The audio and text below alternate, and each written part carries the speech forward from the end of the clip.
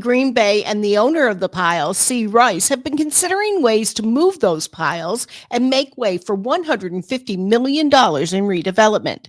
First, the former Pulliam power plant site was considered, but a deal couldn't be reached. Then an alternate site was proposed. Still no deal. Now Brown County Board Chair Patrick Buckley says a second alternate site has been proposed, and the county would be willing to part with 13 acres of land adjacent to C. Rice property to make it happen. At risk if a deal isn't reached soon is $13 million in grant funding from Wisconsin, earmarked to help move the piles and redevelop the area. Even with spring rains and storms, wildfires can still happen. A trio of vegetation fires broke out Wednesday near Kaukauna. Officials say the fire near I-41 in County JJ in Vanderbrake was 3 different fires. Officials remind the public to properly dispose of smoking materials to prevent similar blazes. 2 budget listening sessions are scheduled in the Fox Valley in the next couple of days. The first is tonight at the Eliza D. Smith Library in Menasha. Democratic Senator Kristen Dassler-Alfheim will be joined by Republican Representative Dean Crawford. The next is on Monday night in the Oshkosh Public Library with Senator Dassler-Alfheim and Representative Lori Palmieri. Both are from 5 until 6:30 p.m. No RSVP is required. From local news to what's going on around the state, Civic Media's mission is to bring you real news and great conversation. I'm Lisa Hale, 97.9 WGBW News. For news anytime, log on to WGBW.FM.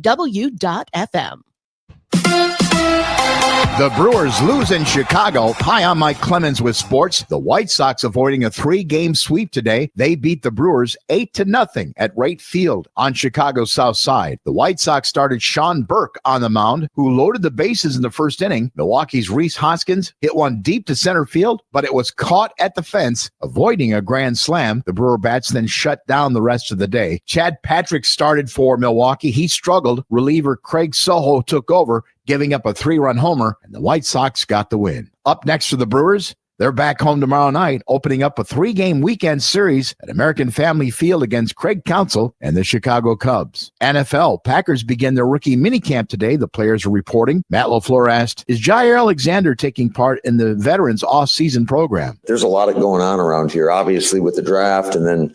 Was Jair a part of it at all? Yes. That's Packers head coach Matt LaFleur with Sports. I'm Mike Clemens. Your news, conversations, and a whole lot of fun. It's all on your local Civic Media radio station or the Civic Media app.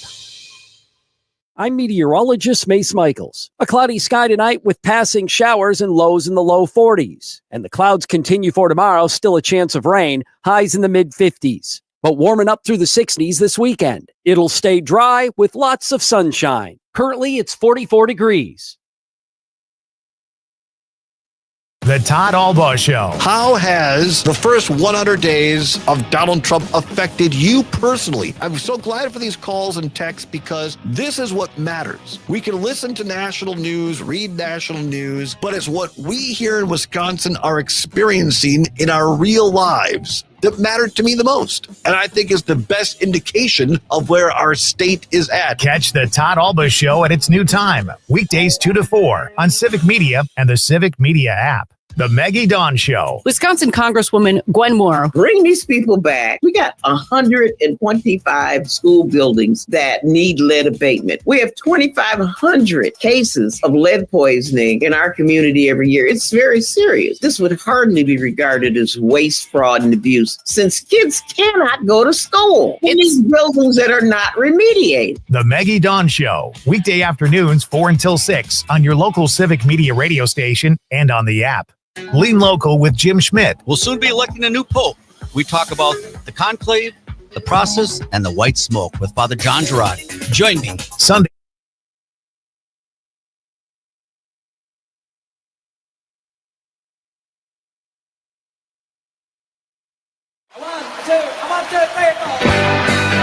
Broadcasting live from the Civic Media Studios in Green Bay, this is Night Light with Pete Schwaba, your inside source on everything entertainment from Wisconsin to Hollywood.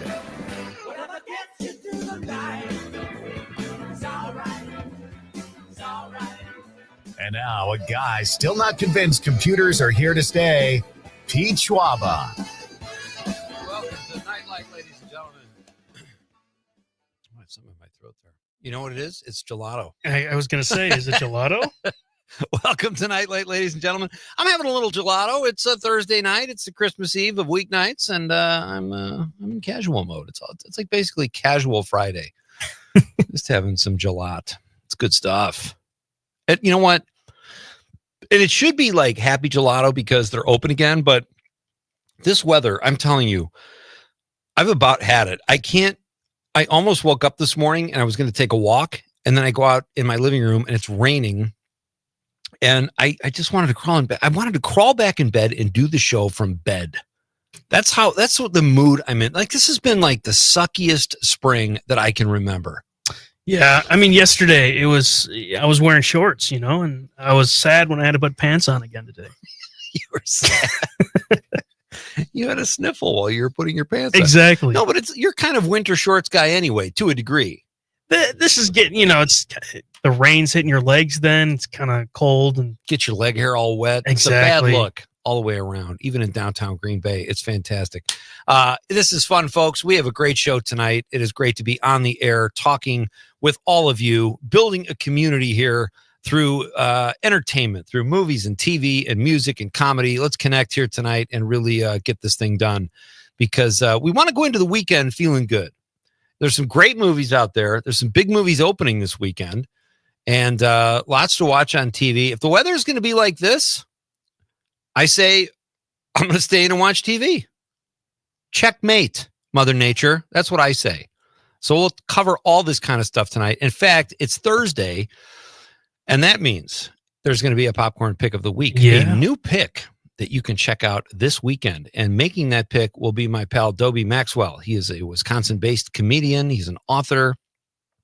He did radio for years. This guy is a show business, just a workhorse, and hilariously funny. He'll be here at 6:30. We'll talk to Dobie. We'll get his popcorn pick of the week.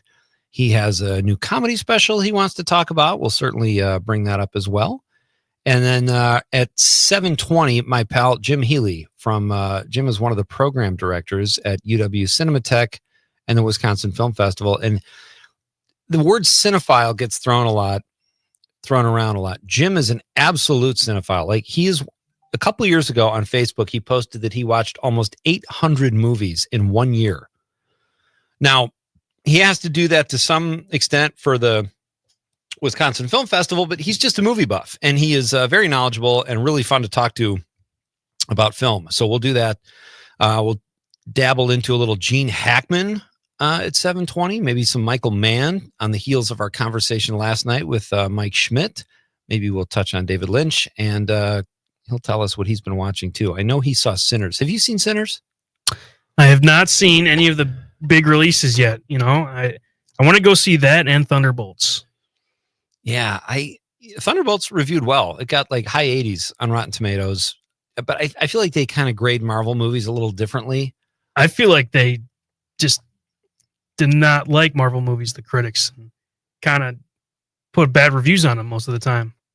Yeah, but I mean, the one with I'll admit the Captain America movie that came out was bad. So that one deserved it. But and that, you know what, Conrad, that I want to say, if I remember correctly, got about a 50% on Rotten Tomato. And that's not panning it. It's just not fresh, but it's not like, I don't know. I don't know how I feel about that. But anyway, it got good reviews, but Sinners is like crushing. Like, typically, folks, when a movie opens big, and let's say it makes $100 million at the box office, if the next week it makes like 40 million or 50 million, that's still considered a healthy gate and not huge drop off.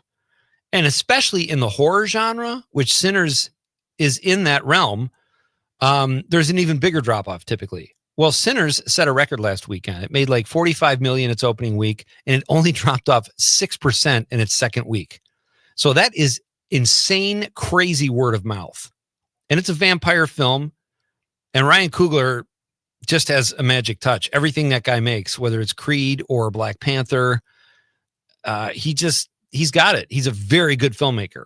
So I'm very excited to see Sinners. I'll probably see Thunderbolts at some point, but I have to say Sinners is probably first on my list. And I haven't seen a good vampire film in a while, so I'll probably check that out. You know, the last good vampire movie was Renfield.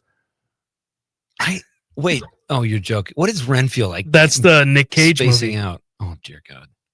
The Nick Cage with I can't think of his name. Let me go to the Google quick. Yeah, go to the Google. I kind of remember that, but I don't really remember that. There is a new Nick Cage film opening this weekend too, called The Surfer. He takes his son back to surf where he surfed as a kid, and as it turns out, it's been taken over by tough guy surfers.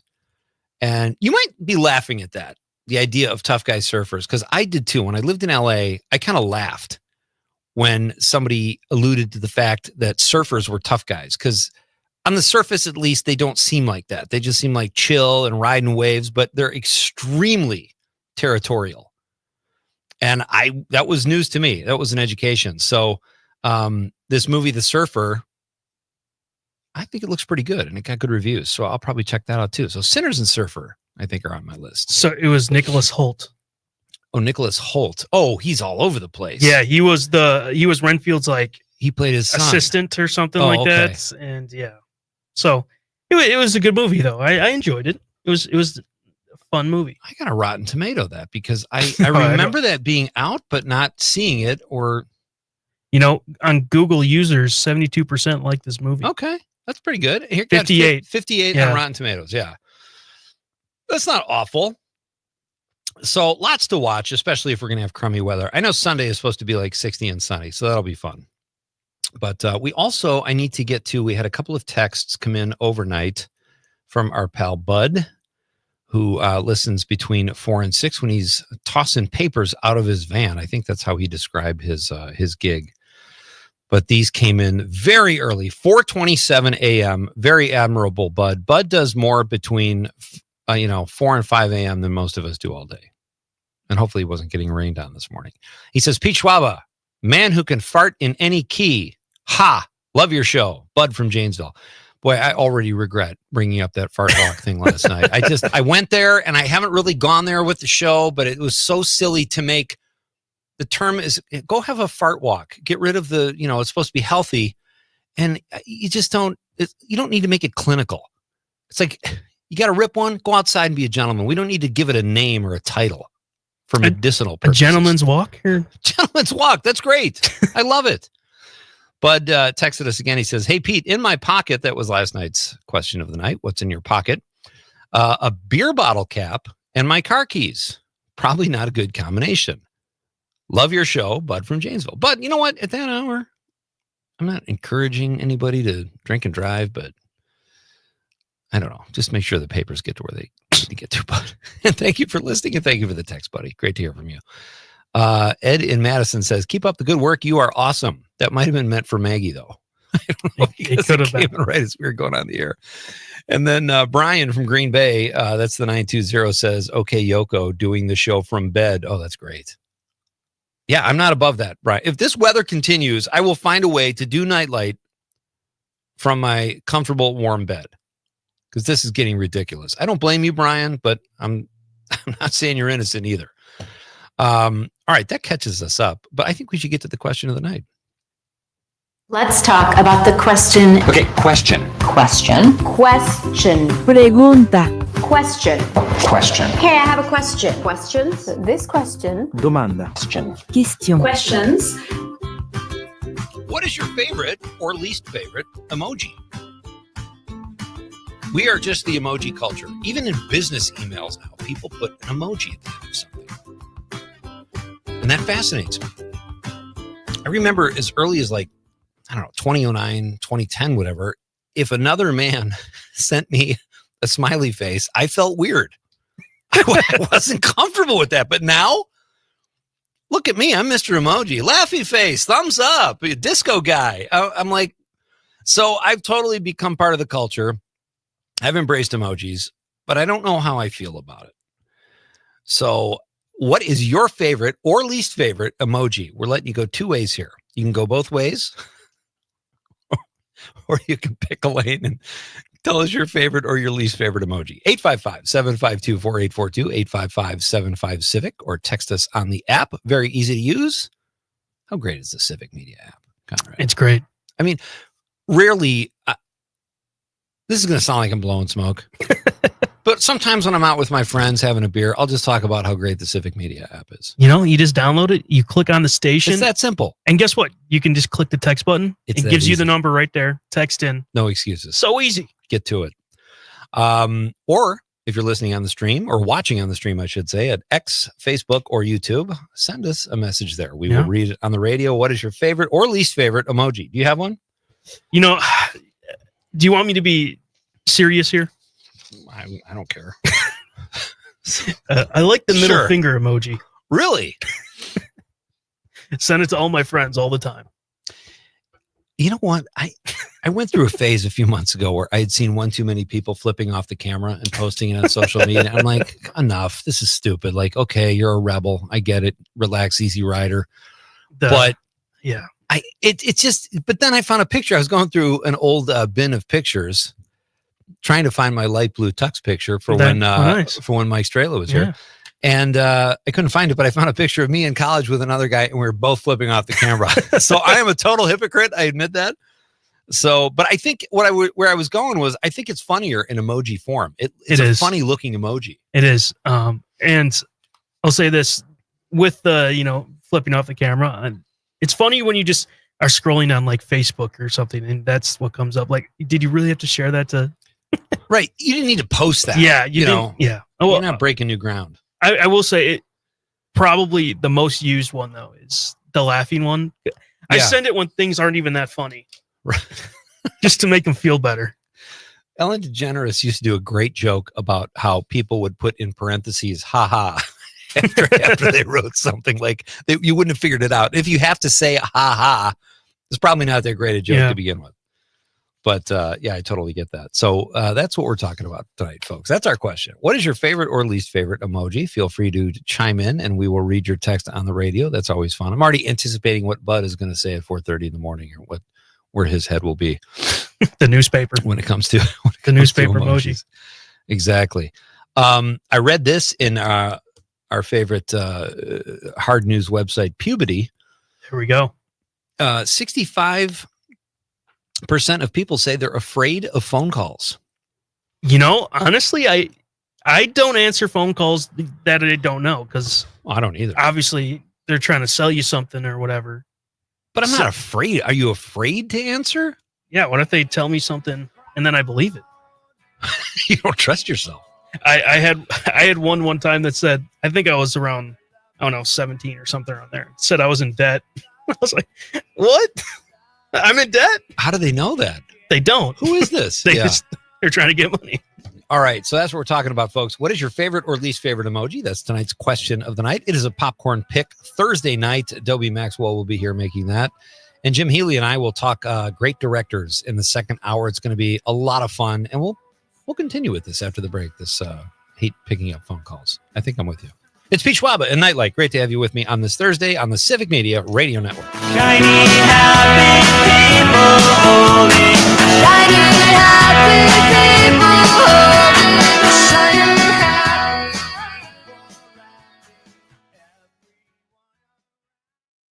From Hobart to Bay Settlement, 97.9 WGBW. Tooth problems? If you have state aid, Badger Care, or Forward Dental and you can't find a dentist, we can help. This Friday at the 9th Street Wellness Center in Green Bay, we will provide emergency care for tooth pain, new patient exams and x-rays, and cavity treatments with no shots or drills. That's right, no shots and no drills. Sorry, no walk-ins. You must have an appointment. Schedule at thedrillisgone.com or call 608-867-6060. That's 608-867-6060. Tattoo addiction is here, now in the Fox River Mall. They're the only walk-in tattoo shop open all day, every day, like no other. Check out their $40 small tattoo special, perfect for your first ink or a fresh edition. And that's not all. Their piercing game is strong. From nose to navel, they've got top quality jewelry and expert piercers ready to hook you up. While your family shops, get the treatment you deserve. Come meet their experts today inside Fox River Mall. Tattoo addiction. Walk in, get in, stand out. Hey, it's Amanda with another new Wisco 411 for you, brought to you by Area 509 in Appleton. And did you know that Friday, March 7th is Employee Appreciation Day? Well, if you didn't, there's a school in the area that wants you to chalk the walk for Staff Appreciation Week on Sunday, May 4th from 3 to 5 at Houdini Elementary in Appleton. Bring your family and a bucket of chalk to help decorate the sidewalk with drawings and messages to all the teachers and staffers for the school system. Snacks will be provided. Check it out. Go to WGBW.FM and click events. A game without a crowd is just a scrimmage. A performance without an audience is just a rehearsal. Without your presence, high school sports and the performing arts aren't possible. Ensure that these essential extracurricular activities continue to enrich the lives of students in Wisconsin. Purchase a ticket to your local high school's game or performance. This message presented by the WIAA and the Wisconsin Athletic Directors Association. We are the National Park Foundation, and together with you, we're creating a future where every person, every generation gets their chance at an unforgettable.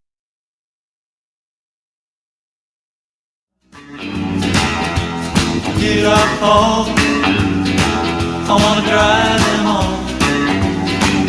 When you're feeling blue, thinking just of you.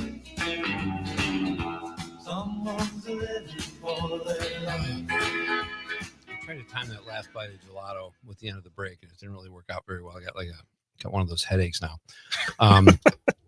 Hey, it's Pete Schwaba. This is Nightlight. Welcome back, folks. Great to have you with me on this rainy, horrible, miserable spring day in Wisconsin. I know I'm usually like a pretty positive guy, but I've really had it. I'm done with this weather. And we were talking about during the break, and I probably should have brought this up on Monday, but it completely slipped my mind. Shadur Sanders. Oh, we got a phone call. Okay. Conrad's like, it's very similar to like when I get to a punchline when I'm with a table full of people. And right as I'm about to say the punchline, the waitress walks up and I have to restart the whole story. So, was that for me? Just had to do I have to take some tools to the Oh, and we box. got problems with the phone again? I'm just gonna eat yogurt all night, or gelato. Sorry. All right. Our question of the night, folks, is: what is your favorite or least favorite emoji? Ed from Madison says, "You're awesome too," but yes, that was for Maggie. That's all right, Ed. Maggie is awesome. I kind of figured that, but I just thought it was good to read a positive text, regardless of who it was directed to. Lori from Hayward says, "Favorite ones." Lori from Hayward. I don't see emojis though. Do you? If you scroll down, yeah. there's some emojis there. That's kind of a funny one. It's the happy face with one eye closed and the tongue out.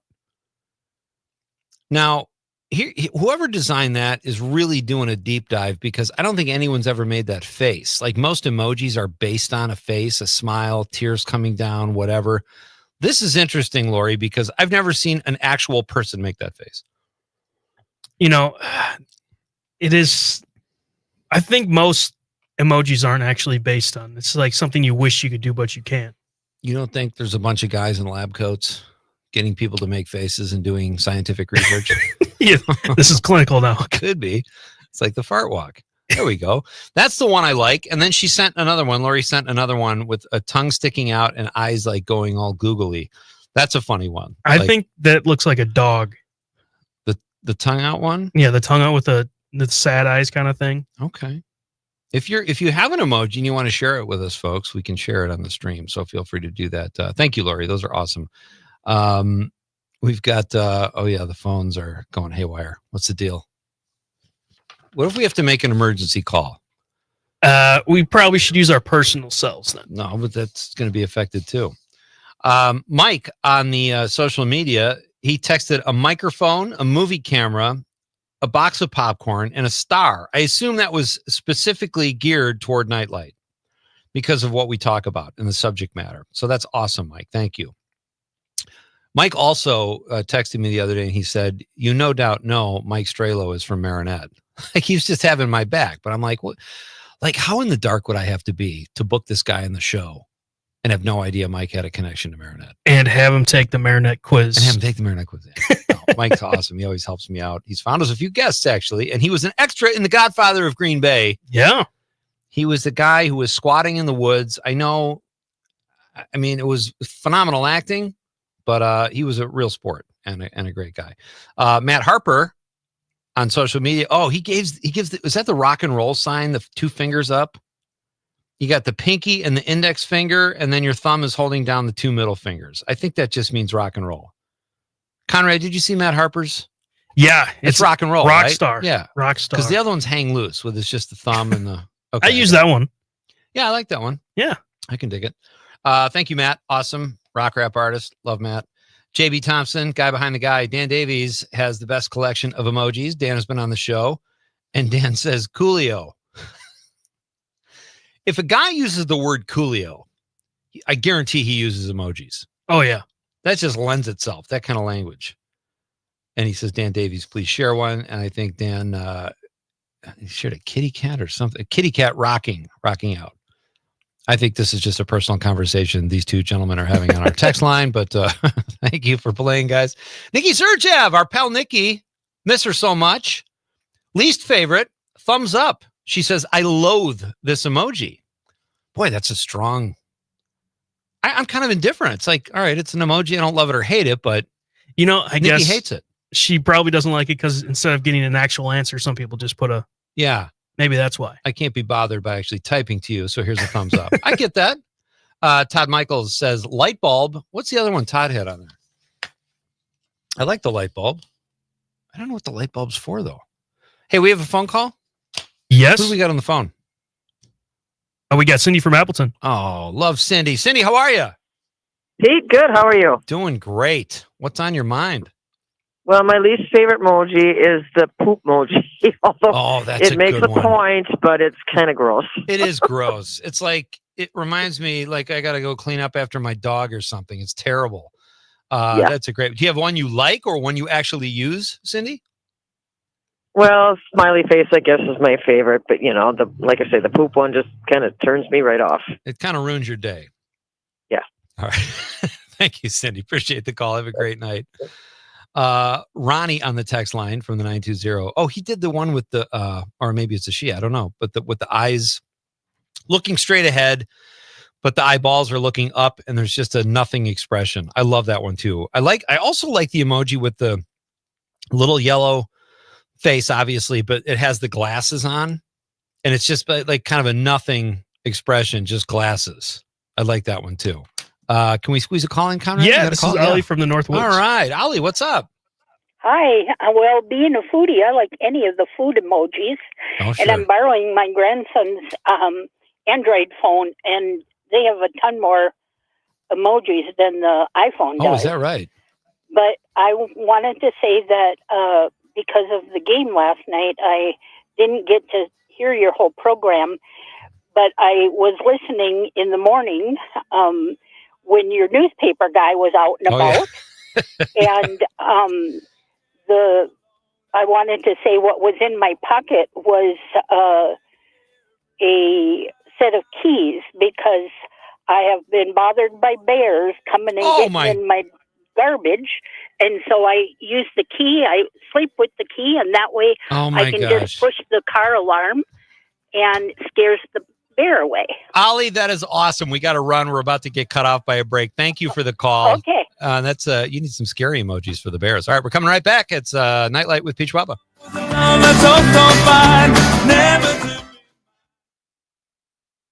GBW, home of Mino and the Mayor. You can always continue the conversation on social media. Share your thoughts when you... Hey, Dobby, can you hear me? Yes, sir. Just want to test your mic before we go on. Check 1 2. Can you hear me? Yes, sounds good. Thank you. Thanks for having me. Yep. Eastbound lanes of Lombardi Avenue are open following the NFL draft near Lambeau and Titletown. The eastbound lanes will open tomorrow, and Oneida Street will open sooner than expected. A portion of Oneida has been closed since March 28th. That space was needed to construct the NFL Draft Theater. And of course, it'll take a few days to take it down. But officials say they fully expect the street to reopen on Tuesday, May 6th, 4 days before the previously reported May 10th opening. Meanwhile, there will be some bridge closures over the Fox River in Green Bay next week. The Donald A. Tilleman Memorial Bridge on Mason Street spanning the Fox River will close Monday, May 5th from 6 a.m. till 3 p.m. The Bart Starr Memorial Bridge on Walnut Street will close from 6 until 3 on Tuesday. All closures, detours, and work operations are weather dependent and subject to change. Motorists should anticipate backups, use caution while driving through work zones, and are encouraged to find alternate routes. The Fox River Trail from Green Bay through Alloway and De Pere will close in phases to allow for repavement and construction on the trail. Brown County Executive Troy Streckenbach stated that bicyclists regularly frequent this popular trail. Clearly, we know that this trail is one of the busiest trails in the state of Wisconsin. And why not? It connects communities.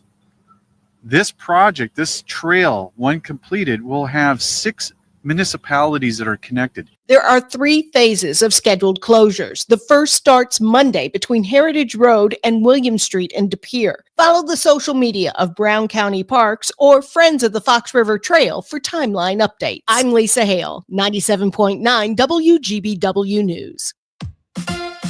On your entertainment beat, I'm Pete Schwaba. Deadline has confirmed that the primary cause of Gene Hackman's death was severe heart disease and that advanced Alzheimer's also played a part. The report also said that Hackman had not eaten in days before his death. Hackman had undergone multiple heart surgeries, had an aortic valve replaced, and had experienced congestive heart failure. The 95-year-old actor was given a pacemaker in 2019 and most likely died on February 17th. Matthew Gray Gubler enjoyed a nice run on Criminal Minds playing Dr. Spencer Reed. His planned TV comeback is the new drama Einstein, of which he is also an executive producer. On the show, Gubler plays Louis Einstein, the great-grandson of Albert Einstein and a professor at Princeton who gets drawn in to help solve a series of homicides. The show sounds great, but CBS has announced it will push the show to the 2026-27 season due to what the network is calling limited shelf space. Transition, they like the show, but don't love it. For more showbiz fun, tune into Nightlight with me, Pete Schwaba. Weeknights from 6 to 8 p.m. on the Civic Media Radio Network. This report sponsored by the City of Marinette, home of the Queen Marinette Run the River Powerboat Races, June 7th and 8th. More details at fishonmarinette.com. I'm meteorologist Mace Michaels. A cloudy sky tonight with passing showers and lows in the low 40s. And the clouds continue for tomorrow, still a chance of rain, highs in the mid-50s. But warming up through the 60s this weekend. It'll stay dry with lots of sunshine. Currently, it's 44 degrees. Mark your calendars for heart-pumping, exhilarating action at the 2025 Queen Marinette's Run the River Powerboat Races in Marinette, Wisconsin on June 7th and 8th. The action will be nonstop as these high-octane boats reach speeds of over 105 miles per hour. Races kick off on Saturday and Sunday at 12:30 p.m. and run throughout the day. Free for the whole family, this is the perfect summertime weekend getaway. For more information, head to fishonmarinette.com and click on the events page. Amicus, a law review with Jim Santel. Ross calling in. Thanks for your show. I'm just wondering if we're watching or witnessing a legal system that where what we thought was precedent is now going to be sort of cast away. The reality is the question that you raise about the future and what are the implications when in fact the things we understood always to be bedrocks of our community, of our nation, are no longer that. Amicus, a law review, Saturday mornings from 9 to 11. Paranormal Day is this weekend. Let's explore what that means. I'm Lisa Hale.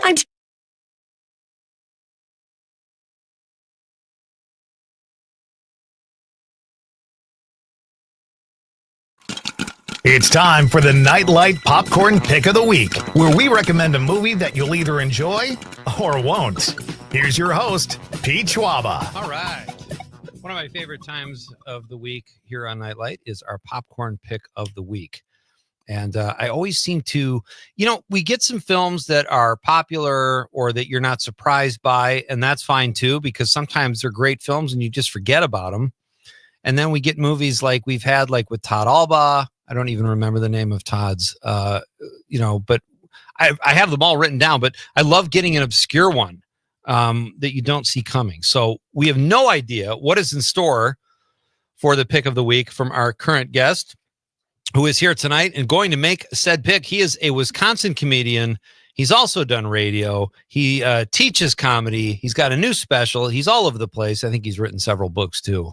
He's a man of letters, and he's here tonight on Nightlight. Dobie Maxwell. Hey, buddy. Sir Pete of Schwaba, thanks for having me back. It's a treat. When Johnny gives you it used to be when he gave you one of these. Yeah. Same thing. I was great on the first time. I'm thinking, I wonder if we had a good time. You called and asked me back. I got the call from Conrad. I am delighted. So I made the cut. Thank you. Dude, first of all, sometimes you were awesome. That was a lot of fun. It was a lot of fun. Sometimes you just kind of forget it's like you've done radio and you're like, Sure. oh yeah, I got to have Dobie on again. So I'm thrilled, glad man. you made the time. Thank you. Love the show. Thank you. How you been? It's I was assaulted in a parking lot, and it's like when you assault a comedian, dude, I'm pretty laid back. It really is hard to. And I'm a guest on a sports talk show in the Milwaukee area, and I've been walking now. I had type 2 diabetes. I got diagnosed. I've been walking 1,100 straight days of 10,000 steps a day. That's about 5 miles. So I went in there and I brought a veggie tray, and people made fun of me, and it was fun. So now it's become a tradition. When I go in, I bring a veggie tray. So I stopped at the grocery store, picked it up. I'm in the car. We've all been in this situation. It's you're right by the front door, 5 miles an hour. You're trying to leave the grocery store parking lot. There was I don't want to call her a woman. It was a female. The NFL draft just was. She would have been about a third or fourth round nose tackle to edge rusher. Large woman, and which is fine. You know what? Hey, we all have our thing. And she thought I was trying to hit her. I'm doing 5 miles an hour, Pete. Really. And she comes up and she just starts yelling and screaming and goes from 0 to I'll kill you and learn how to drive. And she's swearing at me. So I'm thinking, I got to diffuse this with humor. You know what I'm saying? She's in a bad mood. She probably had a bad life. My window's down. I said, hey, sweetie pants, are you coming on to me? You talk to me like that, you got to buy me dinner. Okay, come on now. Let's just calm down a little bit. Pete, she walks up a foot from my face and spits right in my eye. Spits in my face. Have you ever had that happen? I have never had that happen in my life. And I'm thinking, okay, this is assault. Now, do I have to go home and boil my face? Do I have to drink bleach? Maybe. It could be COVID or trench mouth or foot and mouth or hoof and mouth, whatever it is. So I'm thinking, okay, this day and age, every parking lot in America probably has to be filmed. So I'm gonna go in, I'm gonna report it. Like, just look, this is not good. I'm trying to be nice here. I'm not trying to hit anybody. Yeah. So she got this big piece of luggage, and I'm assuming it was a purse. And I looked at her and I said, what's that, your feed bag? And she turns around and clocks me right in the face. My glasses go flying. I'm laughing. I'm thinking, nothing good can happen here. If I attack her, which I'm not a violent person, but if I attack her, I beat up a woman. If she beats me, I got beat up by a woman. Nothing good is going to happen in this situation. So I had to go fill out a police report, and they looked at the video. It's like John Madden with the telestrator. And it's like, well, we can't really be sure that she spit in your face. And I was late for the radio show, so I had to go there. And the guy said, I saw it wasn't his fault. She spit at him. It took 2 men to tackle her down, and I had to leave. I had to be on the radio station. So I think I broke my finger. I'm left-handed, but my right looked a little swollen there. Yeah, it looks like a bratwurst. Oh my gosh! And then my left knee is messed up, so it messes my walk. So you know what? I'm thinking, okay, I got to watch my smart mouth. There's a lot of people that are just ready to go in the world right now. You know, they're just picking time bombs. I'm thinking, you know what? You got to shut your mouth sometimes. God, there's so much to unpack there. I have to go Sorry back. to start with that, but asked me what that's happening. No. That's what's happening. And that's a great intro. And, but you who made fun of you? First of all, okay, you're in Wisconsin, you show up with a veggie tray and someone makes fun of you. That seems wrong. That was the first red flag of the whole story. You're radio guys. They're just friends. You know what I'm saying? They're teasing me. They're guys on the show. So I said, hey, I'm bringing it. So I said, let's get some shrubbery, run them through the pipes. I dropped some weight. I've been working out really good. So it started out as a joke. Now every time I go in about once every week or two. Yeah. And I bring it. It costs a couple bucks. It's just fun. We talk about it on the air. It's just, hey, Dobe's here. He brought his veggie tray. You are right, though. Like, you have to be ready. Like, you almost can't. Like, I've never been, since I've been about 30, probably, I haven't been afraid to confront people. If something's BS. Sure. And now, I got to be honest, it's not like I'm just more hesitant because things escalate so quickly. You don't know who you're dealing with. You don't know if they have a gun. It's a terrible time to confront people. It's under 5 seconds to, I'll kill you. Okay, maybe I was closer. Dude, it's 5 miles an hour. We've all been in that situation. It's a grocery store. Move your tuchus, honey. Let's go. It's like it's cars. You got to cross the thing. But it just rage and anger. I'm thinking, okay, she probably had a hard life. I'm not trying to be, but I tried to diffuse it with humor, and she was not in a laughing mood. I'll say that. I thought you said she went up to the window. I thought you were going to say, and we're now registered at Bed Bath & Beyond. We went the other way, and I can't. Like, do you think you could have taken her? Let's say you guys did throw it. No, I would say in the WWE, she would have been a light heavyweight champion. She was a big woman there, and she had the red hair, looked like Ronald McDonald with a condition. God. And it's just, the tattoos. And I don't want to be stereotyped. I don't judge people. I really don't. You know what? I've had a hard life. I'm just trying to get through. But to go from that, I'm trying to say, okay, let's have a laugh about it. I got too close. I'm sorry, but this was not a. I'm glad you're okay, dude. Yeah, thanks, man. Yeah, that's scary. Very unsettling to hear that. Right. So let's talk happy things, man. It is. So if you're up in Crivets and somebody, I think in the city, that's why I like the hinterland. You don't get that in Rhinelander. So come on over for the Packer draft. True. Did you watch the draft? Now, I know you're a Bears fan. It's totally cool, but every football fan watches the draft, no matter where you happen to be in Green Bay this year. But you watch it, and you just assuming your name's going to get called. Well, I wasn't assuming my name was going to get called, but I did watch, and we talked a little bit about it because Conrad took some time off and went over to the draft. Were you happy with how things unfolded? You know what? I just think it's cool, because we're never going to. How many people actually get to experience that? And that is just to get drafted in the first round, and you're on TV, and everybody's in your living room. It's just a cool thing. Most people don't get. I would love the backup punter, the Buffalo Bills draft, Pete Schwaba. Right. Caucasian end rounder. I do think I've reached a point in my life where I live vicariously. I can relate to people sitting in the living room, and I'm genuinely happy for them. I'm like, what a great moment. Yeah. This must be for this person, except the people who like Shedeur Sanders, like we were talking about. I don't know what the guy's deal is. I don't know what happened, but that was getting a little weird. It was, and you look at a situation where, hey, okay, his dad's an NFL coach. Well, you know what? If you had a kid, you would protect your kid too. And Deion Sanders could be a little. I look at it, it's like I wasn't there. I don't know. Maybe I thought everybody liked him though. I thought Deion Sanders was really popular with the NFL alumni, but I don't know anything about it. So Shedeur seems, he had a good college career, and his teammate went number 2, and it's like, hey, he's got a great chance now to prove everybody wrong. Okay, I'm going to come in there and be good. So I look at it as a positive. You wish the guy well. I don't wish him anything bad. Well, all right, let's get this popcorn pick going here, and then we'll talk about, you got some other cool stuff we have to talk about. My guest is Dobie Maxwell. He is here to make the popcorn pick of the week. Dobie's a comedian, Wisconsin-based. He's lived all over, though, but I know he loves his home state, and he's got a few things we'll get to in just a minute. But I want to ask you, how do you watch movies, Dobe? Are you a theater guy or at home? I thought about this when you approached me. I love this concept. I'm old school and I'm cheap. Okay, which I don't know. That's gonna be. And I'm from Wisconsin, so I went to a rummage sale maybe 3 or 4 years ago, and it was so funny. This married couple, they're moving out of their house, and this guy had about 400 or 500 DVDs in the binders. Yeah. And there was all the guy movies, all the Star Wars, all the Godfathers, all the Die Hard movies, just everything. And I just got a wild hair up my nose, and I said, how much for all of these? And his wife perked up. You can have them all for $100. And because she wanted them gone. You could tell that was a big bone of contention. She wanted them gone. Right. The guy's like, oh, well, I said, well, sold $100. So before he could say no, I bought them. So I went through them all, and I figured it out. They come to about 14 cents a DVD for all these. And there's great movies in there. Oh, my God. And there's like 400 of them. And all the guy movies in there. So I'm thinking, okay, I have a DVD player is like $40 at, Menards has them. And I pop in movies, and I own them. I can watch them as many times as I want to. I can put them on pause. I can change my transmission fluid. I can do whatever I want to and watch them. That's how I like to watch movies. And you say, what I like to make my own food and watch them. So that's probably not the sexy answer, but that's how I like to watch it. Hey, however you do it. I mean, I know there's this big movement now to try to get people back to the theater. I'm all for that. I love going to the movies, but me too. I probably watch more at home than I do in the theater just by way of convenience. So, no, I think that's a great answer. What's the last film you've seen in the theaters, Dobe?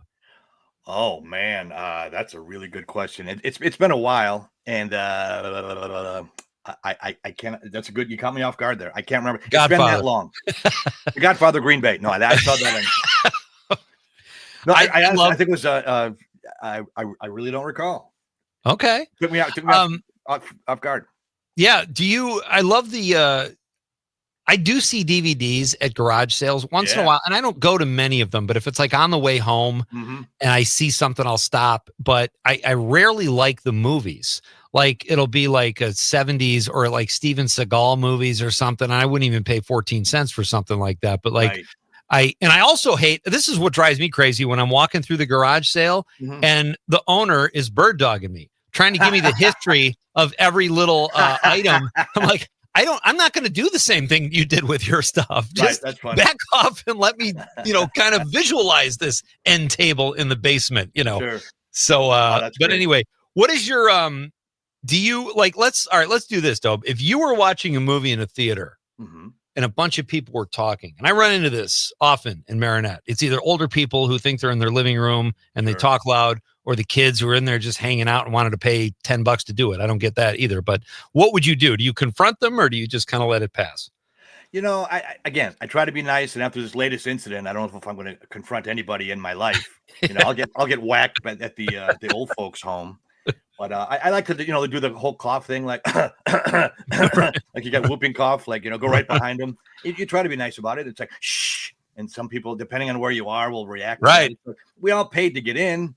Isn't it fair? Talk afterwards. Go outside and talk. Absolutely. I did that too. And Conrad, I told you this when I went to see, I think it was Long Legs, kind of a creepy movie. Okay. And I get in there and I sit down. I'm the only one in the theater. So I kind of want somebody else to show up. So I'm not on my phone. Like I could be in my living room. Yeah. So this couple comes in and they sit, I'm in the last row. They sit right in front of me.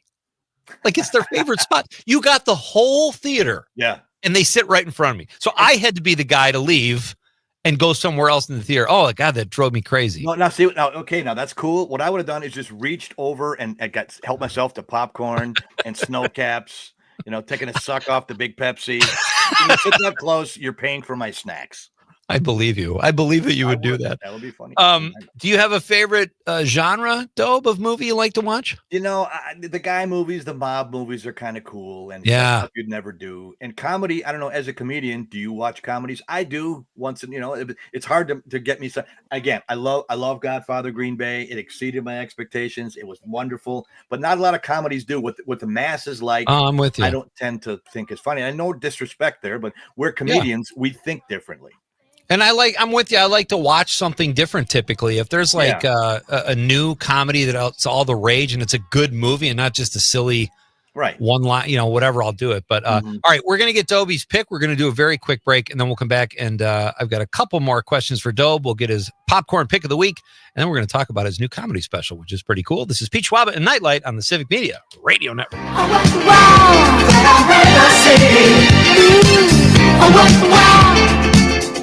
He's the greatest dancer. The champion of dance. His moves will put you in a trance, and he never leaves the disco alone.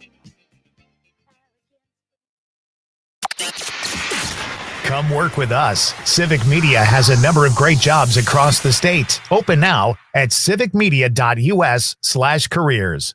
Tooth problems? If you have state aid, Badger Care, or Forward Dental and you can't find a dentist, we can help.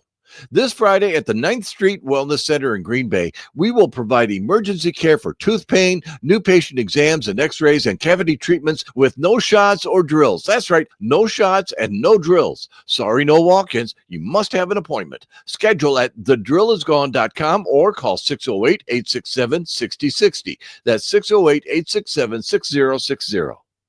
The draft is done and our top craft pick votes are in. We narrowed it down to 10 top contenders, and after hundreds of votes, the winners have been crowned. Congratulations to Old Station 31 Spirits in Dale, the winner of the Mino and the Mayor Top Craft Pick promotion. Plus, just for voting, Rhonda Schrader walks away with $250 in gift cards from our participating sponsors. Mino and the Mayor's Top Craft Picks, drafting Wisconsin's finest one sip at a time.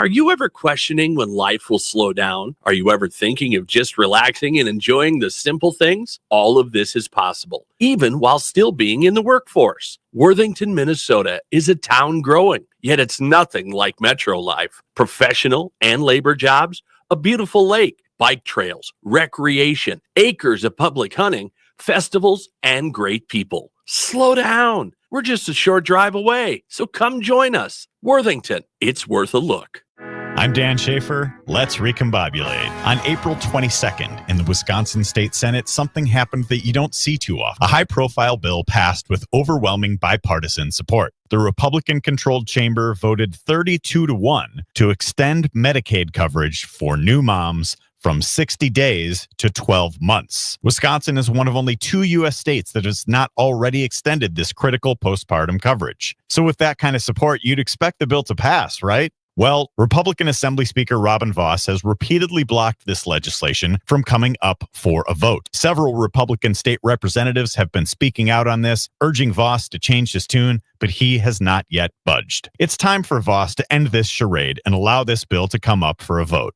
If he's opposed, he can still vote against it, but one person should not block a bill that has already been supported by the majority of his own party. Let the people vote, Mr. Speaker. Find all of Dan's work at the recombobulation area. An unsuspecting driver at a Milwaukee barbershop. I got an apprentice here shadowing me. I'm gonna put this hot towel on, man. About a good 3 minutes, all right? The apprentice is Donald Driver. So when you come here, you drive? Yes. Your car got seatbelts? Yeah. You wear them? No. Okay, but why not? I don't want to. But do you know you can get a ticket for that? Mm-hmm. I'm gonna give you a ticket. Bet you wish you buckle up now. Oh my God. Donald Driver can't always be there to remind you. Take it, click it. There we go. Click it or ticket. And let's reduce fatalities on Wisconsin roadways. Sponsored by Wisconsin DOT.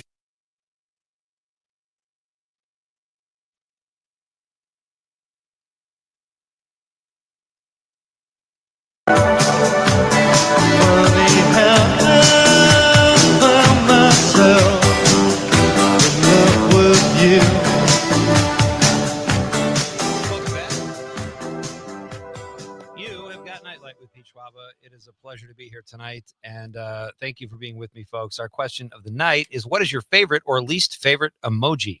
So send those in, and if you want to send a picture with your text, we can share that on the stream as well. We've got some good ones so far, and we will get to text in just a little while. Right now, we usually, I'll tell you, Dobe, usually our popcorn pick of the week is done by now. Okay. But that story was so epic. I don't mind. I'm sorry to slow it down. I have a favorite emoji too. Can we? The one with the party hat where they're blowing the noisemaker. Right. I like that's a great one. That's a good I like that one too, and I like the guy in the disco outfit who's kind of discoing. When I first saw that, I actually laughed, and and now I'm the guy that shares it. So let me ask you this: a couple more questions, and we'll get your pick. Do you have a favorite movie star or someone you'll just go see a movie because this movie star or stars is in it? Yeah, John C. Reilly of all people. Oh, nice. I just think that guy. He does comedy. He does drama. Great. And he just every movie he's in, I love. And the other one is Michael McKean. He is in everything. Like Spinal Tap. He is in Better Call Saul. He's in just all my favorite movies. He was he Lenny or Squiggy? Not that I love that show. Yeah. I grew up in Milwaukee. I would love to meet him and say, if you're in it, I'll watch it. He's one of those guys. I don't know when he achieved this, or there are certain guys that get to that point in their career where everybody just wants them in their project. Yeah. And he's great as an actor. He's funny. He just can do everything. And that's a great, probably a good guy too. Like in comedy, it's like, do you have to be the funniest? No, you got to be good in the car. If I'm riding the Marionette, Pete's a good guy. You are funny, but you're good in the car. I'd rather be with a guy on the road who's good in the car than on stage. Because on stage I can walk out of the room, but if you're stuck with someone in the car, yep. It's trouble. No, it's totally trouble. All right. So, what was I going to ask you? Okay. So what is your favorite movie snack, though, when you're watching movies in the theater or at home, or is it the same thing? Well, in the theater, actually, I like Raisinets and Goobers because I like the raisins and the peanuts. It can't be, it's got to be a mix. You eat them together? I do eat them together. And I know that's probably against the movie snack laws. And I don't know, but it's because double. It's only, it's $14 for one box. So you got to have two. But I do like that. And at home, I know this is weird. I grew up in Wisconsin. I have an affinity for liverwurst. I just do. Braunschweiger, a Braunschweiger is great.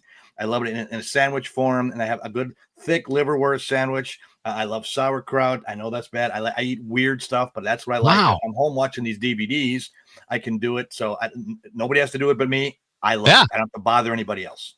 You're making a face, Conrad. What is that?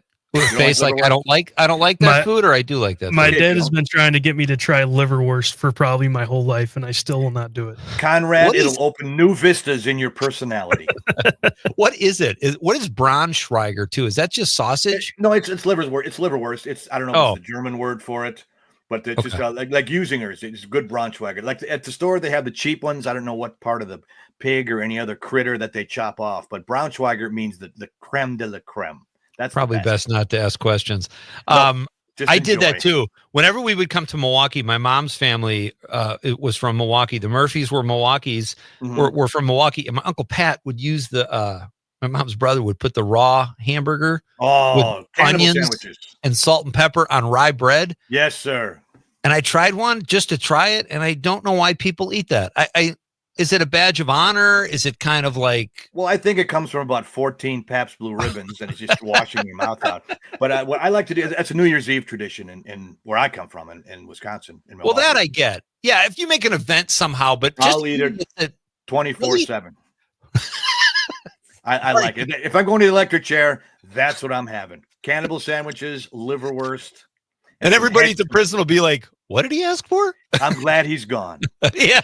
I'm pulling all right myself. What about the movie, Dobe? Which one did I pick? Yeah. Oh, no, I'm sorry. What about if you're at the movie? What's your favorite? Oh, you said, I'm sorry. You told me raisins. Goobers and Raisinets together. Got to be the peanuts and the raisins together. We got a text on the stream. PJ says liverwurst is, and then emojis, green face. Give me the bar face. Puke emoji. And then he says those are also my favorite emojis. All right. I think we're ready. Conrad, drum roll, please. Let's get Dobie Maxwell, comedian Dobie Maxwell's popcorn pick of the week. Eastbound and down, loaded up and trucking, Smokey and the Bandit. Oh, Burt nice. Reynolds, Jackie Gleason. Awesome. 1970. Here's the reason I picked that. Now, most comedians, you seem like a normal guy, Pete, and I really respect you and I like you and I think you're really funny. Most comedians are just whacked out. I mean, they say, that whole troublesome childhood. I call it a dented can. My dad was a biker. I was raised by my grandparents, and my grandparents fought like cats and dogs. And the reason I say Smokey and the Bandit, one of the only times I remember all three of us getting along in the same room, I was about 15 when that movie came out, and they took me to see it. So, and we all laughed, everybody. And that movie's got everything in it. It's got car chases. It's got the hot chick, Sally Field. It's got jokes. It's got country music. It's got everything you like. Burt Reynolds is the hot guy at the time. Not that I was interested in that.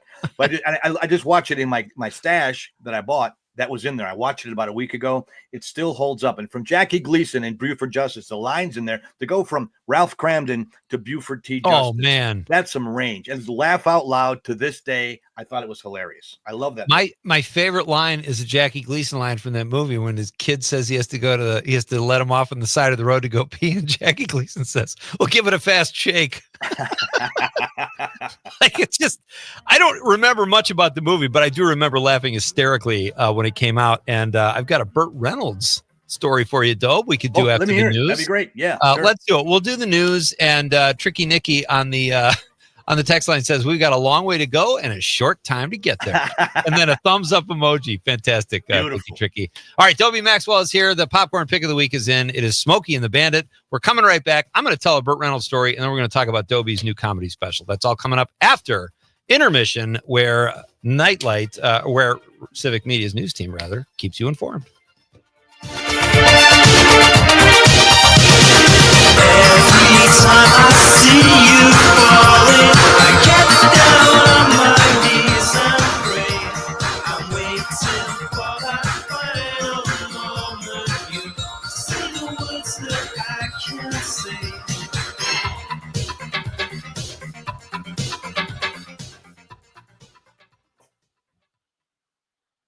This is 97.9 WGBW Denmark, Green Bay's real news and great conversation, a Civic Media radio station. ABC News, I'm Dave Packer. After an hours-long manhunt, a suspect who authorities say intentionally rammed his car into a group of pedestrians outside of a preschool on South Carolina's Sullivan Island is in custody. Police Chief Glenn Meadows says the suspect was found on a boat. He was observed by one of our police sergeants that was riding in the Charleston County Aviation Unit helicopter. that proved to be a very valuable asset. 2 children, 1 adult struck. 1 of the children and the adult were sent to the hospital. President Trump confirming he's making Secretary of State Marco Rubio his acting national security advisor to replace Mike Waltz. Waltz becomes Trump's nomination for ambassador to the United Nations. This after Waltz included a journalist on a Signal chat about military plans. Sean Combs rejecting a plea deal just days before the start of his federal trial on sex trafficking, prostitution, and racketeering charges. The deal would have taken years off of his prison sentence if convicted. This is ABC News. Enjoying this local program? Find the complete Civic Media lineup at civicmedia.us or the Civic Media app. For 97.9 WGBW News, I'm Lisa Hale. Yesterday, April 30th, 2025, marked the 50th anniversary of the end of the Vietnam War. Vets and Friends Coffee House Incorporated is a nonprofit organization that provides free meals to veterans. They raised the funds and built the only permanent wall monument in the state to honor the 1,279 Wisconsin soldiers who died in the Vietnam War. Yesterday, they dedicated that memorial. Thomas Daisy Jr., Nina. Edward Ivan Jr., Winnicott. James Fisher, Oshkosh. Jim Marone of Nina is a Vietnam vet and attended the dedication. It's surprising that how many of them I already knew. But when I look back, we were all only 19 years old or so. We were kids.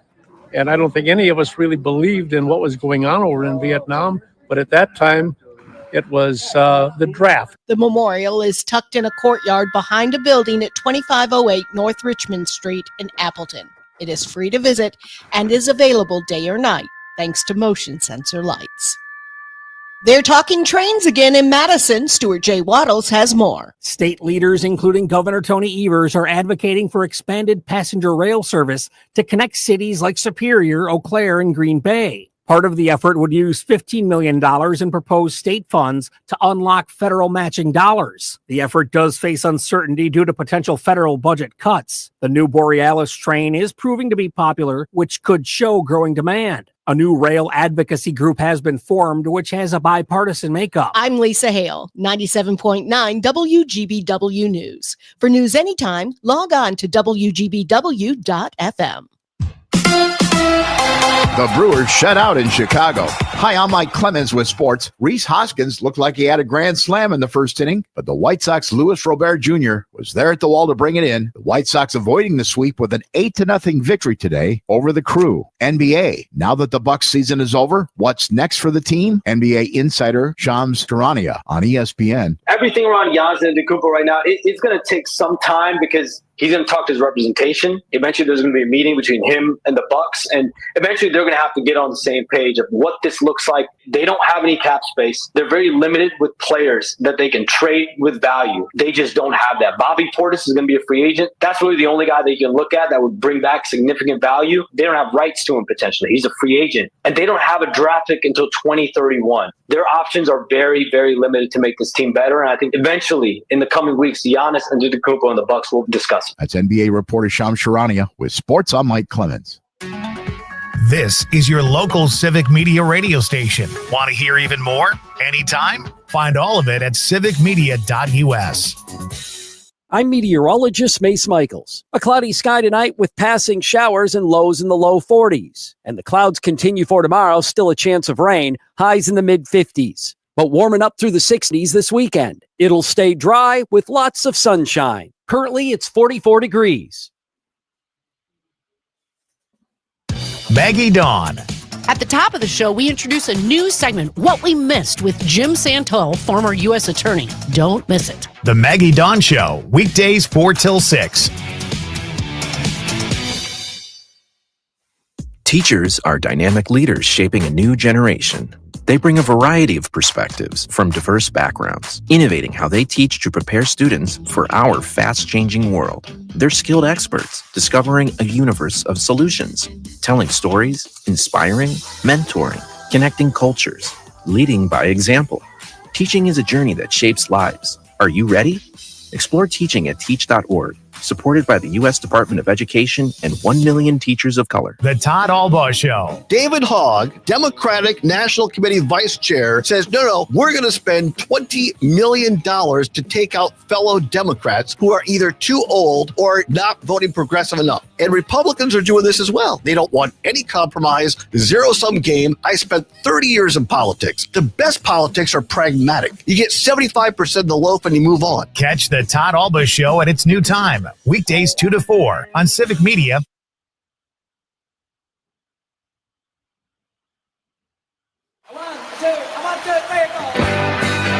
Broadcasting live from the Civic Media Studios in Green Bay, this is Night Light with Pete Schwaba, your inside source on everything entertainment from Wisconsin to Hollywood.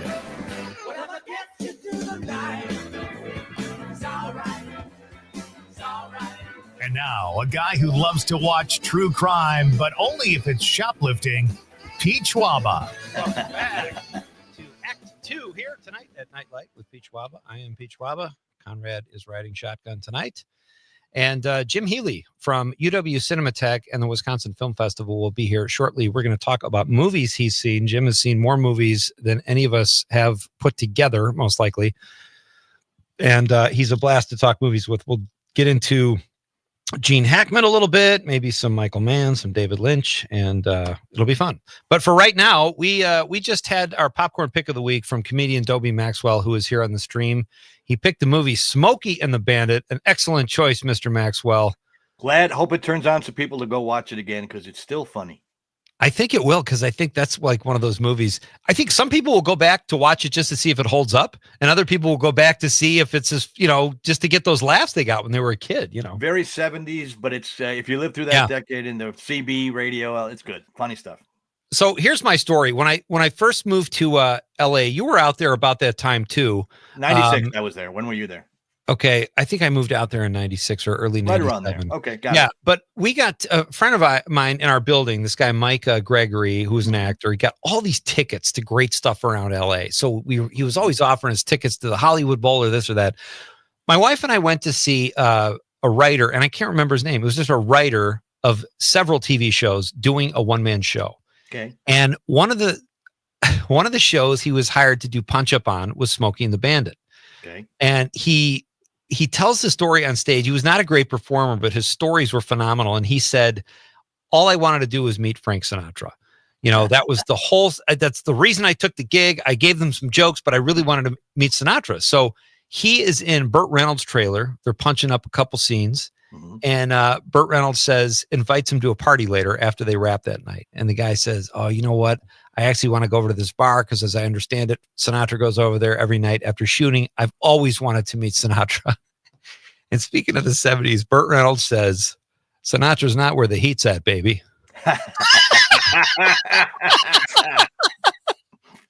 I mean, I can't even tell you. I've never been a huge Burt Reynolds fan, but I'm like, God, what a lame line that is. Like, you're gonna hear that again. You're gonna hear that again.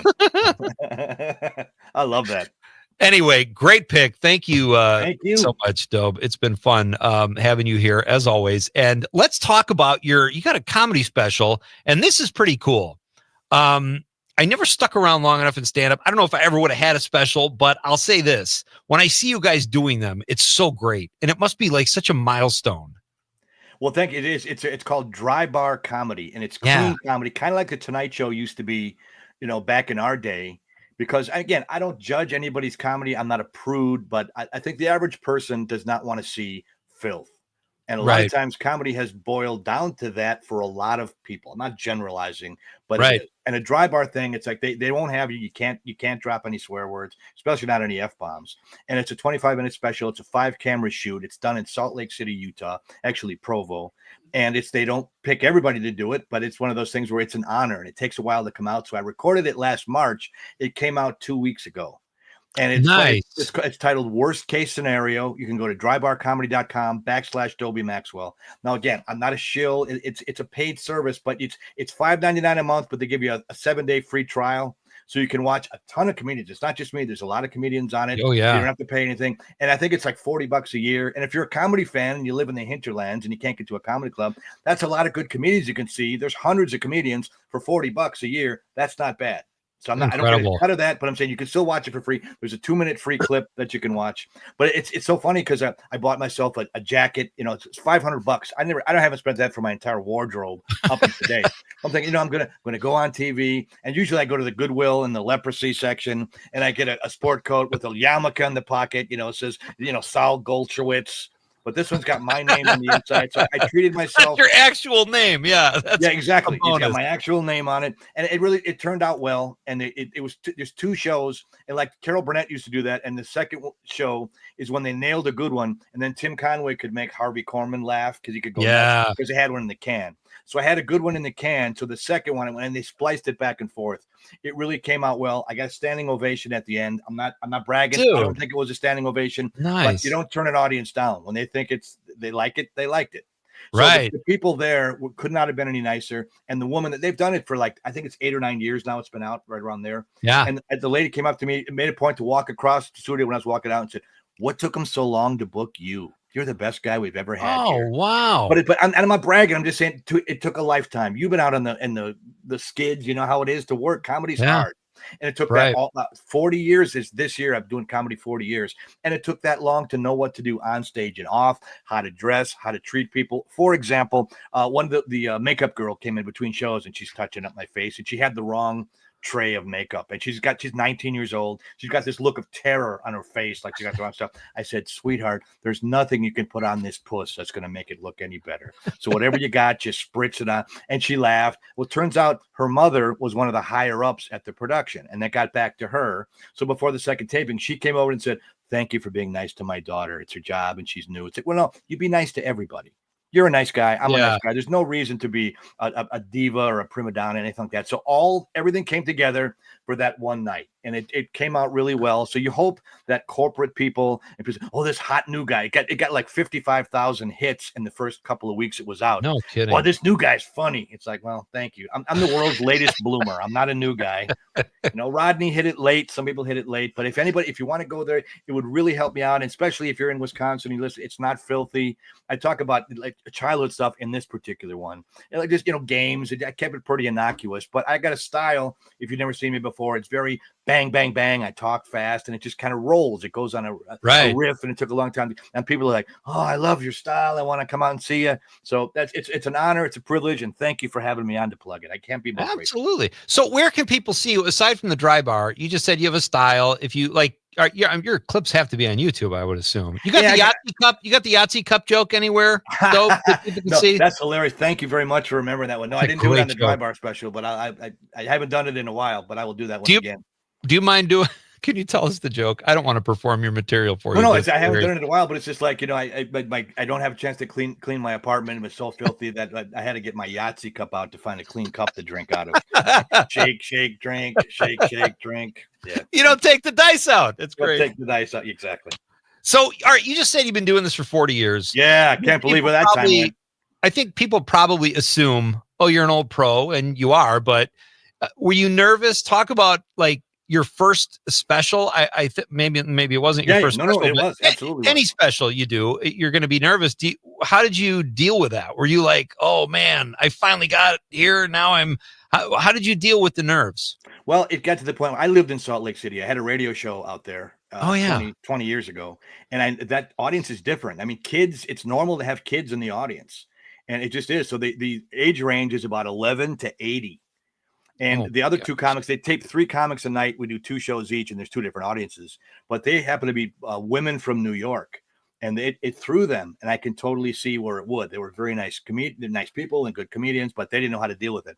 I had lived there before, so I knew what to do. And it's been 40 years. It's like the only thing I was nervous about is the plane going to crash before I get out there.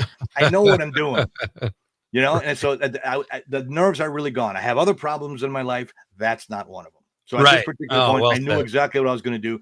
I knew what I wanted to open with. Elvis talked about that because you have a strong opening, a strong closing. What you do in between really doesn't matter. So I had a strong opening and closing, and it took 40 years to get there, and I nailed it. That's fantastic, dude. I'm happy for you. Thank you. So do you have dates coming up, like live dates you want to share with us, or any club dates? I wish I had something. I am on a sports talk station out of Milwaukee. They want to do some statewide shows.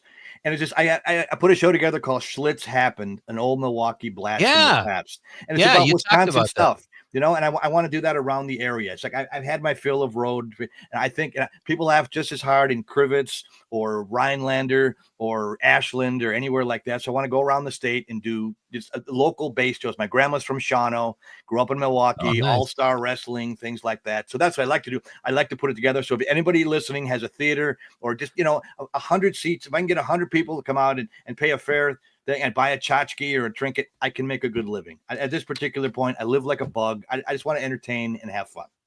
You did a great joke. This might not even have been part of your act. It might have just been a line you threw away one night on stage. But you said, my car's in really bad shape. You could see the road while you're driving, which isn't so bad because you could just throw your Taco Bell bags.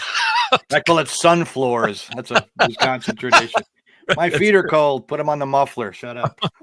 You are the second comedian that's been on the show in the last 2 days who's talked about how beautiful they thought Sally Fields was. Oh man, and that time, and Mike Schmidt was here last night. Yeah, he said the same thing. I don't think she's ever been mentioned on the show before. And then 2 nights in a row, boom. Babylicious back in the day, and she kind of even as Forrest Gump's mom, it's like, you know what, I'd take her out to an ice cream social. Great actor too. Dobie Maxwell is here. He made the popcorn pick of the week. He's a comedian. You can see his Dry Bar special online. It's well worth a look. All those specials are great, and Dobie crushed his, so check that out. Tell us, we got a couple minutes left, Dobe. Tell us about the Monkey in the Middle. You have a book that you wrote. Can people find that somewhere? What's that about? You know what? As a special gift to the Pete Schwaba listeners, if you send me an email, I will send you a PDF copy for free. I'll tell you the short version. It's 380 pages. I wrote every word, every punctuation mark myself. Wow. My best friend since we were kids, true story, robbed a bank that he used to work at in Milwaukee. He robbed it twice. Same bank. He tried to blame one of the robberies on me. Really true. I had to wear a wire for the government to get him to confess that he did it. And I sent my best friend to prison for 6.5 years. I'm glad you find that funny. It's a true story. And the thing is, it's not funny, but it's justice. He blamed it on you. He blamed it on me. But the second one, he wore a gorilla mask and a tuxedo and helium balloons. That's why it's called Monkey in the Middle. And it was on the front page of the Milwaukee Journal. It was all over the TV. And the FBI thought I did it. They said that's exactly what a comedian would do. Put a gorilla mask on, make it funny. People talked about it. It was a real big deal at the time. There's a lot of twists and turns. There's funny parts to it. Not funny parts to it. And as I'll say, people, it's like, I'll send you a copy. 99 people out of 100, they read it and they love it and they'll buy it. It's at eckhartspress.com. It's my producer, when I worked at a radio station in Chicago, opened his publishing company. So it's a boutique publisher. But rather than that, if you don't pay for it, it's a great story. I can say it because I didn't make it up. It just happened. I love that. Everybody's got a best friend. Who's your best friend when you were a kid? When I was very young, a kid named Billy Amato. Okay, what if Billy Amato robbed the bank and and tries to blame one on you? And it's the hardest thing in the world to set in federal court to testify against your best friend. But he did it and I didn't, and I had to do it. I'm sorry. Well, he robbed the bank. I was just the wheelman, but so okay. I was abetting. But how much time you get? I got off with a slap on the wrist. Though. Good for I you. can talk my way out of anything. So how do we do this? People email you and you'll send. Is that okay? Or email you? I will send it to you if you want. I don't want to make extra work for Conrad, but it's just my name, Dobie, Dobie, Dobie J Maxwell @gmail.com. If you send me an email tonight before the sun comes up, I will send you a free PDF. If you don't like it, there is no obligation. Send it to somebody you hate. No one has not liked it. And I'm just saying it's a true story, but it's 380 pages. I never considered myself a writer, but I put that thing together. It took 20 years before I was okay in my heart to go back there. It's hard to go back there in your head. Email him and get the book and check out his Dry Bar special and watch his popcorn pick of the week, Smoking the Bandit. Thank you, buddy. Always fun. Buddy, Can't wait to do it again. Also, I need your mailing address. You gave it to me before. I have Conrad or you. I got something to send you, and you'll talk about it here. You'll love it. Okay, here it is. No, I'm just kidding. I'll give it to you. All right, you got it. Thanks again, buddy. Have a great night. You too. Dobie Maxwell, ladies and gentlemen. We are coming right back to talk movies with my pal Jim Healy, and you won't want to miss this because he sees more movies than everybody, I think, maybe put together. This is Pete Schwaba and Nightlight on the Civic Media Radio Network.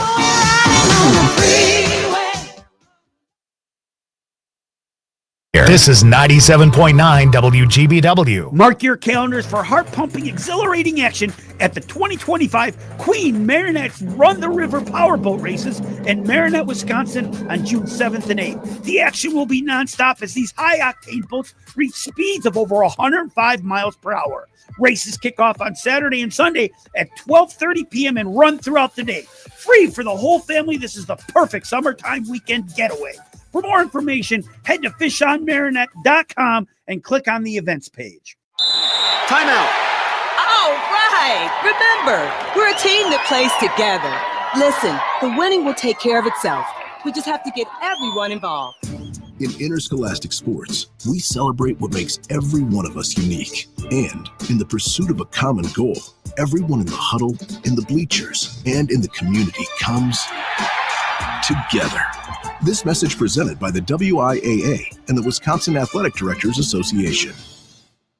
Mino and the Mayor. I talked to my brother yesterday, the priest, and he's in Quick Trip, and this lady's there, and she goes, I got up and watched the Pope's funeral this morning. Well, that's great. She goes, that was on really early. And he goes, oh yeah, 3:30. She goes, they probably did that because of the draft. Mino and the Mayor, weekday morning 6 till 9 on 97.9 WGBW and 98.3 and 96.5 WISS and the Civic Media app. Did you know VA home loans are a key to home ownership for those who served? In the military, we make a lot of sacrifices, and with the VA loan, it makes it easier for us to get a home. We were able to purchase this home and then use the money that we were going to use as a down to actually fix up the home. I would tell anybody who is interested in getting a VA loan to just do it. To learn more about VA home loans, visit va.gov/home loans. I was stuck in a state of panic and endless rituals, so I made the call. Mental health care works when you make the call. Visit mentalhealthcareworks.org. A message from the American Psychiatric Association Foundation.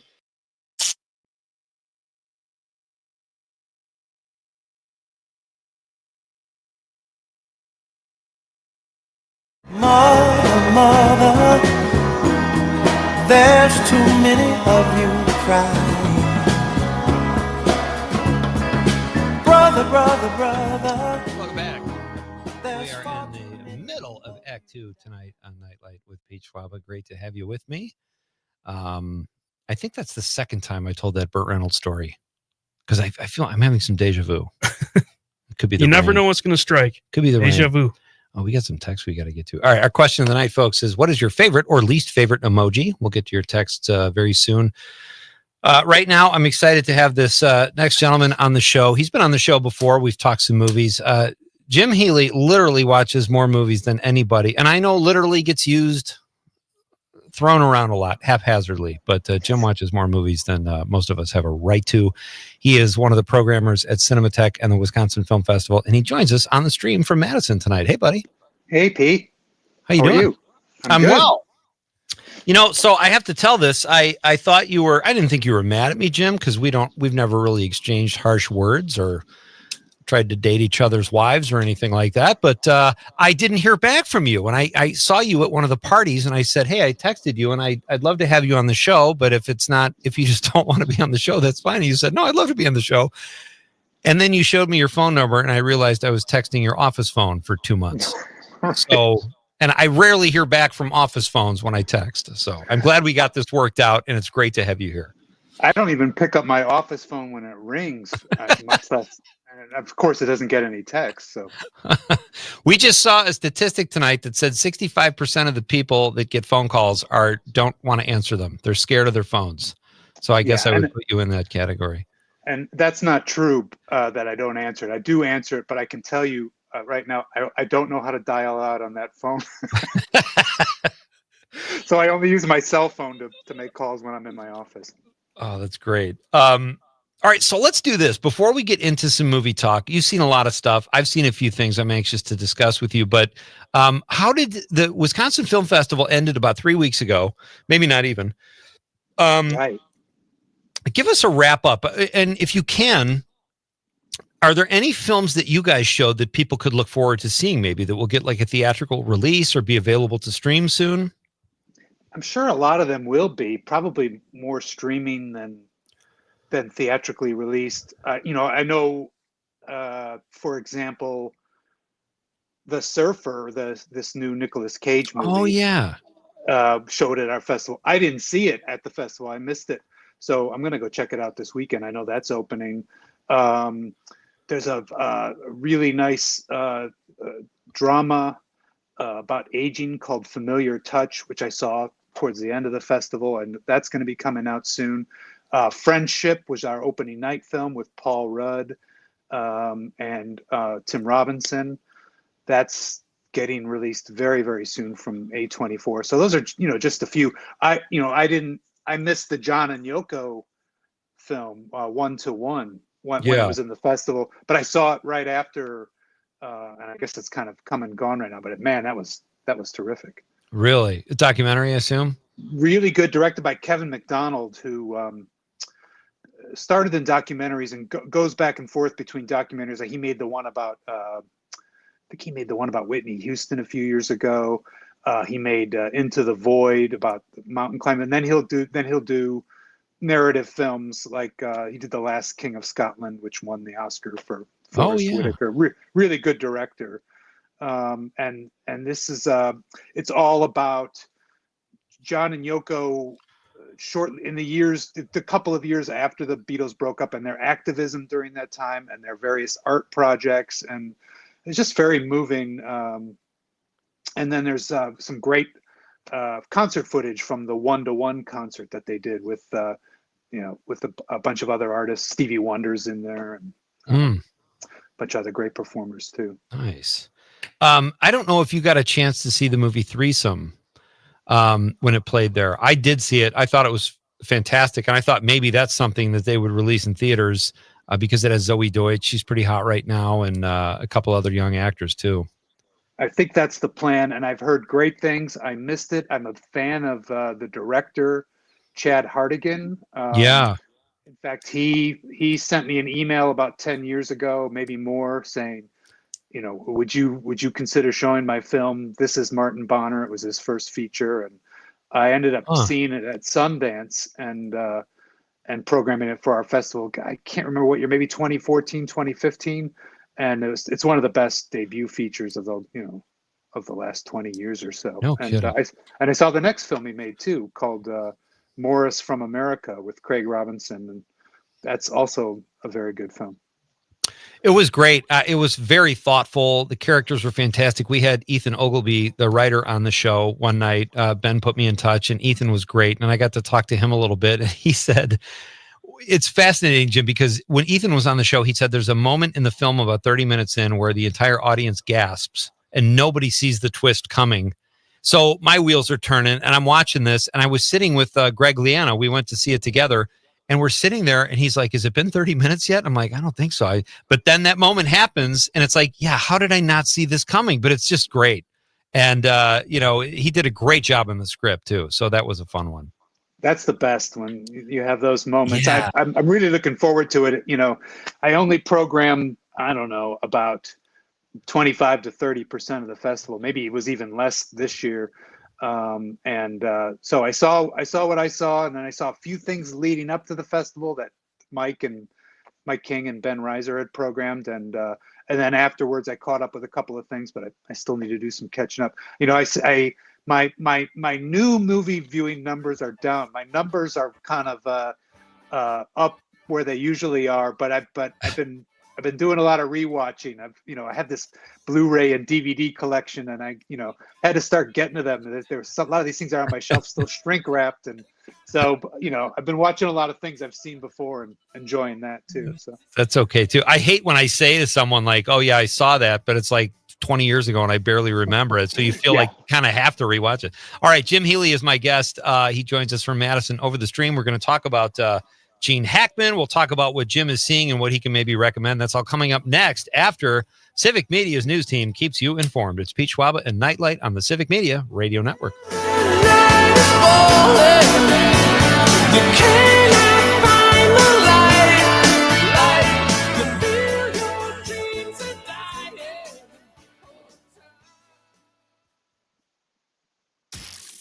This is the talk of Green Bay, WGBW.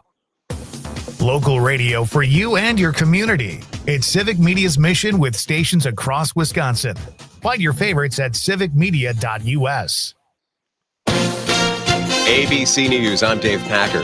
After an hours-long manhunt, a suspect who authorities say intentionally rammed his car into a group of pedestrians outside of a preschool on South Carolina's Sullivan Island is in custody. Police Chief Glenn Meadows says the suspect was found on a boat. He was observed by one of our police sergeants that was riding in the Charleston County Aviation Unit helicopter. That proved to be a very valuable asset. 2 children, 1 adult struck. 1 of the children and the adult were sent to the hospital. President Trump confirming he's making Secretary of State Marco Rubio his acting national security advisor to replace Mike Waltz. Waltz becomes Trump's nomination for ambassador to the United Nations. This after Waltz included a journalist on a Signal chat about military plans. Sean Combs rejecting a plea deal just days before the start of his federal trial on sex trafficking, prostitution, and racketeering charges. The deal would have taken years off of his prison sentence if convicted. This is ABC News. The Brewers shut out in Chicago. Hi, I'm Mike Clemens with sports. Rhys Hoskins looked like he had a grand slam in the first inning, but the White Sox' Luis Robert Jr. was there at the wall to bring it in. The White Sox avoiding the sweep with an 8-0 victory today over the Crew. NBA, now that the Bucks season is over, what's next for the team? NBA insider Shams Charania on ESPN. Everything around Giannis Antetokounmpo right now, it's going to take some time because he's going to talk to his representation. Eventually, there's going to be a meeting between him and the Bucks, and eventually they're going to have to get on the same page of what this looks like. They don't have any cap space. They're very limited with players that they can trade with value. They just don't have that. Bobby Portis is going to be a free agent. That's really the only guy that you can look at that would bring back significant value. They don't have rights to him potentially. He's a free agent, and they don't have a draft pick until 2031. Their options are very, very limited to make this team better, and I think eventually in the coming weeks, Giannis Antetokounmpo and the Bucks will discuss it. That's NBA reporter Shams Charania with sports. I'm Mike Clemens. On your entertainment beat, I'm Pete Schwaba. Jack Black was the frontman for his band Tenacious D, so he is no stranger to the music industry. Now he has a chart-topping solo effort thanks to his latest film, the Minecraft movie. The song is being called an anthem titled Steve's Lava Chicken and is now the shortest song ever to crack the Billboard 100 at just 34 seconds long. It brought in a total of 7 million streams in just 4 days, according to Billboard. 34 seconds is the perfect length for a song if you are slow dancing with someone you don't like. If you follow the career of Gary Oldman, 2 things probably stand out. He is a phenomenal actor, and he used to hit the bottle with a vengeance. The actor quit drinking in 1997 and has been sober for 28 years, but it was recently revealed that he apologized to actress Demi Moore for being drunk on the set of The Scarlet Letter in 1995. Moore says that she accepted his apology and forgave him, but was disappointed with the Slow Horses star. Things seem to have turned out quite well for both of them since the mid-90s. For more showbiz fun, tune into Nightlight with me, Pete Schwaba, weeknights from 6 to 8 p.m. on the Civic Media Radio Network. Your news, conversations, and a whole lot of fun. It's all on your local Civic Media radio station or the Civic Media app. I'm meteorologist Mace Michaels. A cloudy sky tonight with passing showers and lows in the low 40s. And the clouds continue for tomorrow, still a chance of rain, highs in the mid-50s. But warming up through the 60s this weekend. It'll stay dry with lots of sunshine. Currently, it's 44 degrees.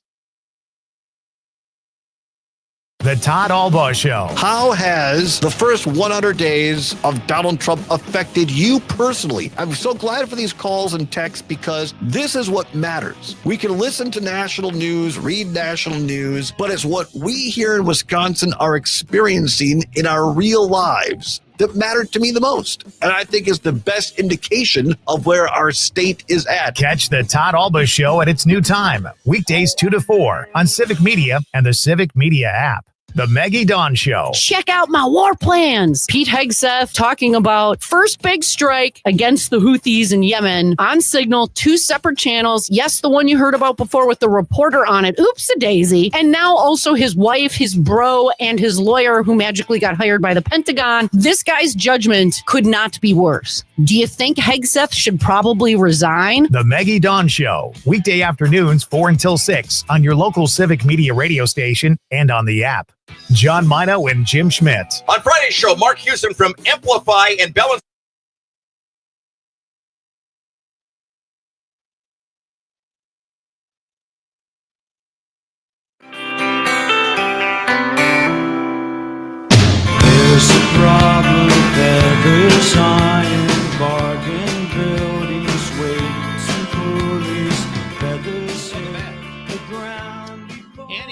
Watertown says, she's in the 920. She says, from a gal that's not much of a meat eater, if I had someone to cook for me, I'd go vegetarian, except BLTs and my mom's barbecued beef sandwiches. But I love what we in Watertown call tiger meat. Sort of suspect now without good butcher shops, but yes, raw ground beef on rye with onions. No, Ma, it wasn't the 27 beers. Must have been bad tiger meat. Oh my God, that sounds just awful. All right, we are talking movies here. My pal Jim Healy is here from Madison, joining us over the stream. He is one of the programmers of UW's Cinematheque, which is always free, a phenomenal place to watch a movie. And Jim also, Jim, what is your actual title with the Wisconsin Film Fest these days? Because I know you kind of segued somewhere, and I don't know if I have it correct. Yeah, Mike King's now the artistic director, and I'm just a contributing programmer to the festival.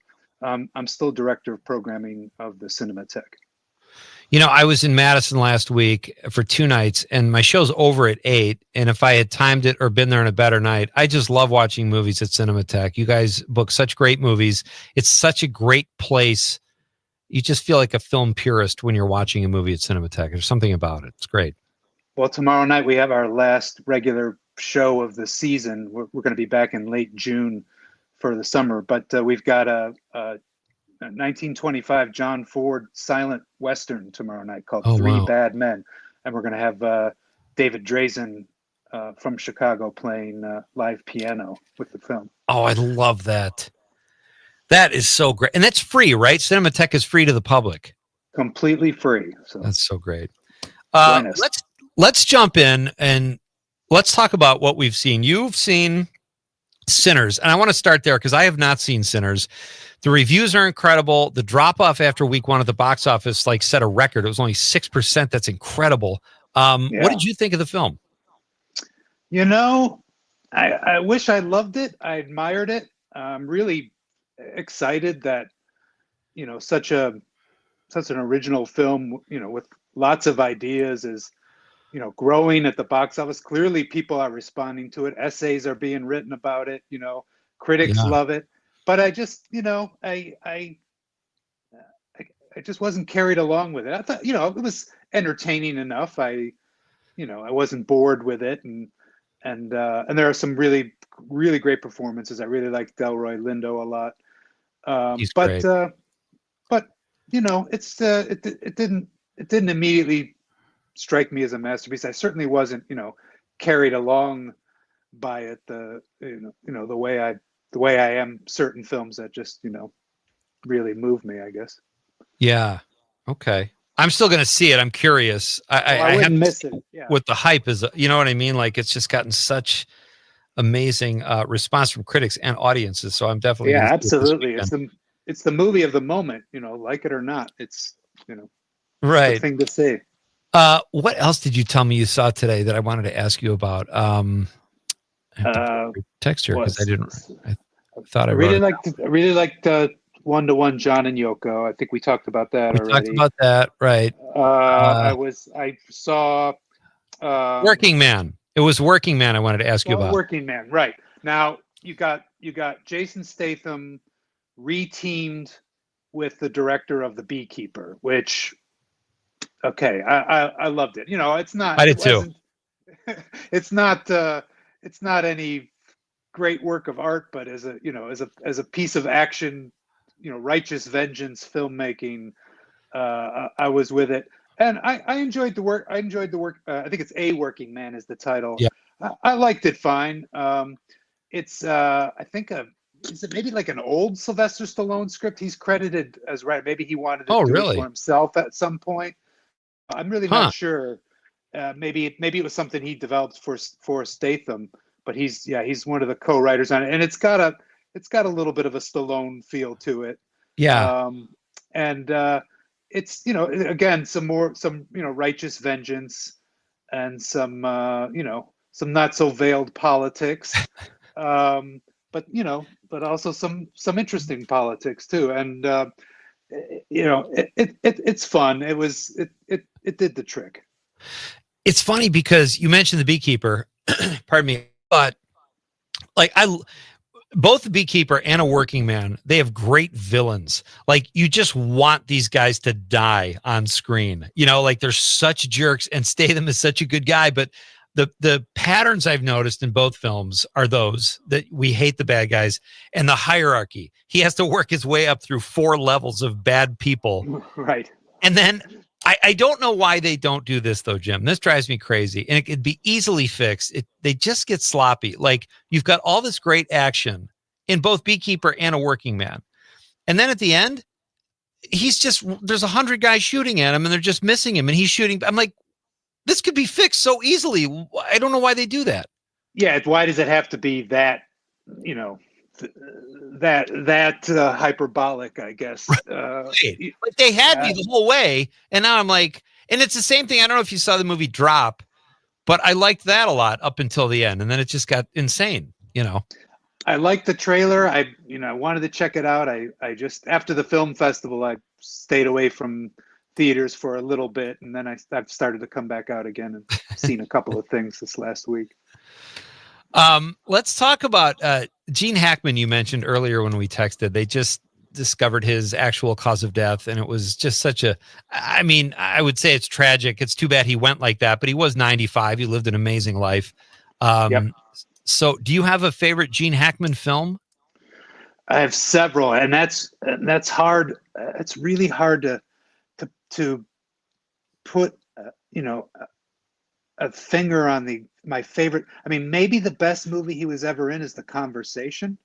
Great film. And maybe that's his best performance too. I'm not sure, but we've shown The Conversation twice, once at the Cinematheque and once at the film festival, and we could have put it on our schedule for the summer. We just put a very small tribute together, and I'll give you a little bit of a tease of our summer calendar, which won't be announced till the end of this month, but we're going to do a 3-film Gene Hackman tribute, and I'll tell you the 3 films we picked.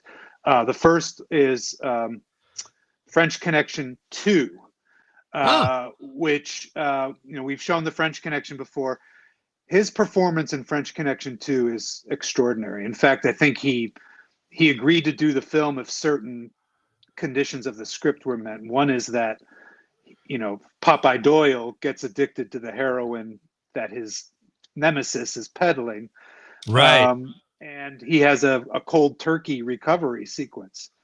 And it is just, I think it's a good 10 or 15 minutes of the film.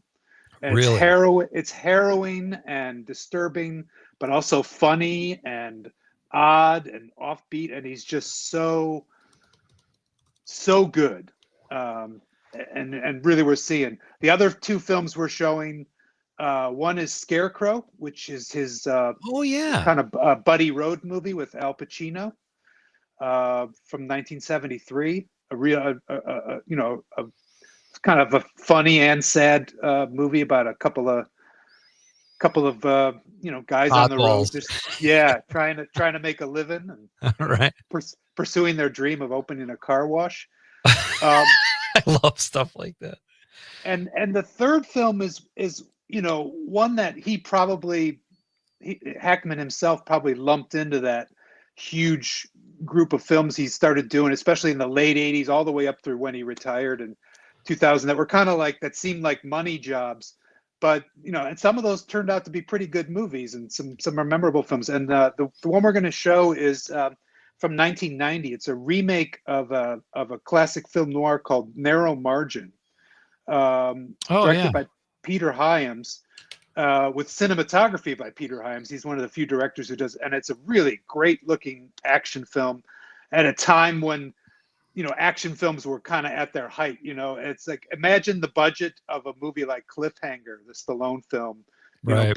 It's shared by this little 2-character movie thriller with Gene Hackman and Ann Archer, where he's a cop protecting a witness who he's actually exposed, and he's the one who's put her life in danger, and he's trying to help her. And almost the whole thing takes place on a train where the bad guys have boarded, and he's trying to hide her on the train. And it's a lot of fun. Boy, I saw that in the theater, and I'm having trouble remembering it. I think I saw that There when you I was go. in Chicago, and I saw I rented a recent movie, or maybe it was free, Night Moves from Gene Hackman, which I had seen years and years ago too. Love those 70s movies. I can't get enough of them. And it's funny you say that about the noir, Jim, because when I was a kid, I wanted nothing to do with noir. Like a kid, meaning in college, it's like, get this out, give me Cliffhanger, you know. And now I'm just like obsessed with them. Jim Healy is my guest. He is the programmer of Cinematheque in Madison, UW Cinematheque, which is always free. They have a Gene Hackman series coming up this summer, which will be fun. I want to ask you something, Jim, a little off topic. Sure. Last night, I had a friend of mine on, and he and I are both humongous fans of William Peterson. And my two favorite films are To Live and Die of William Peterson, To Live and Die in L.A. and Manhunter. Right. And Which just came out about 6 months apart, if I remember right. Pretty close. Yeah. It was like two big films for William Peterson, a Chicago stage actor. But the chase scene, William Friedkin directed The French Connection, which has a famous chase scene. He also directed To Live and Die in L.A. Personally, I like To Live and Die in L.A. better. Maybe it had to do with where I was in life, whatever, as a more contemporary movie, at least back then. But how do you rank those chase scenes? I love the one in To Live and Die in L.A. Right. Yeah, I do too. French Connection is really, it's kind of a very specific thing, right? He's racing the train. Right. And like being in a car, you know, and if you're taking the point of view of Peterson and his partner in the film, like it's so much more harrowing, right? Going the wrong way on a you know, major LA freeway. And so I don't know. Is one better than the other? You know, I don't know if I would say so. The Chase and Bullet is pretty good too, and the one at the end of Seven Ups is pretty great. There's actually a really good foot chase with Hackman chasing after Fernando Rey at the end of French Connection 2. But for car chases, yeah, that Live and Die in LA is great, and it's very similar to French Connection, right? It's like the lawmen who are really, you know, shady, and the villains you're kind of, you're maybe a little bit sympathetic with, or at least you see them as a different type of villain than you usually see, and they both have very ambiguous endings that kind of just end on a note of, you know, of violence and despair, and yeah, really, those are great films. I couldn't believe when I was probably 18 when I saw To Live and Die in LA, maybe not even. And I couldn't believe the ending. I was like, what just happened there? Like it was, but I do these classic movie picks here at Civic Media every week. And To Live and Die in LA was like a few weeks ago. And the research I had done showed that Friedkin wanted to outdo himself and the chase scene in French Connection with To Live and Die in LA. So, Jim, this is fun. Thank you so much, buddy. I'm glad we finally connected, and we didn't get to half the stuff I wanted to talk about, but we'll do it again soon, I hope. Anytime, Pete. I'd love to do it. Okay. Awesome. Thank you, buddy. That's Jim Healy, folks. Check out next year's Wisconsin Film Festival, but also Cinematheque right there in Madison. It's just a great venue to watch a movie, and they bring in such great films too. So definitely check that out. We will be back to wrap this up in just a couple minutes. It's Pete Schwaba and Nightlight on the Civic Media Radio Network. It seems like yesterday when we were working out. Local news, weather, and sports on air and streaming on the Civic Media app. This is the Civic Media Radio Network. Appleton Cigar Company on College Avenue has been serving the community for over 25 years. If you are a cigar aficionado looking for a one-of-a-kind experience, you need to check out Appleton Cigar, which boasts the largest selection of cigars north of Milwaukee with over 706 cigars to choose from in a walk-in humidor. The Cigar Lounge offers an impressive variety of spirits and cocktails that pair perfectly with a premium cigar. For the full experience, come to Appleton Cigar at 415 College Ave, Monday through Saturday, 11:30 a.m. to 10:30 p.m. For more information, go to appletoncigar.com. You've been waiting almost all year, and it's finally here.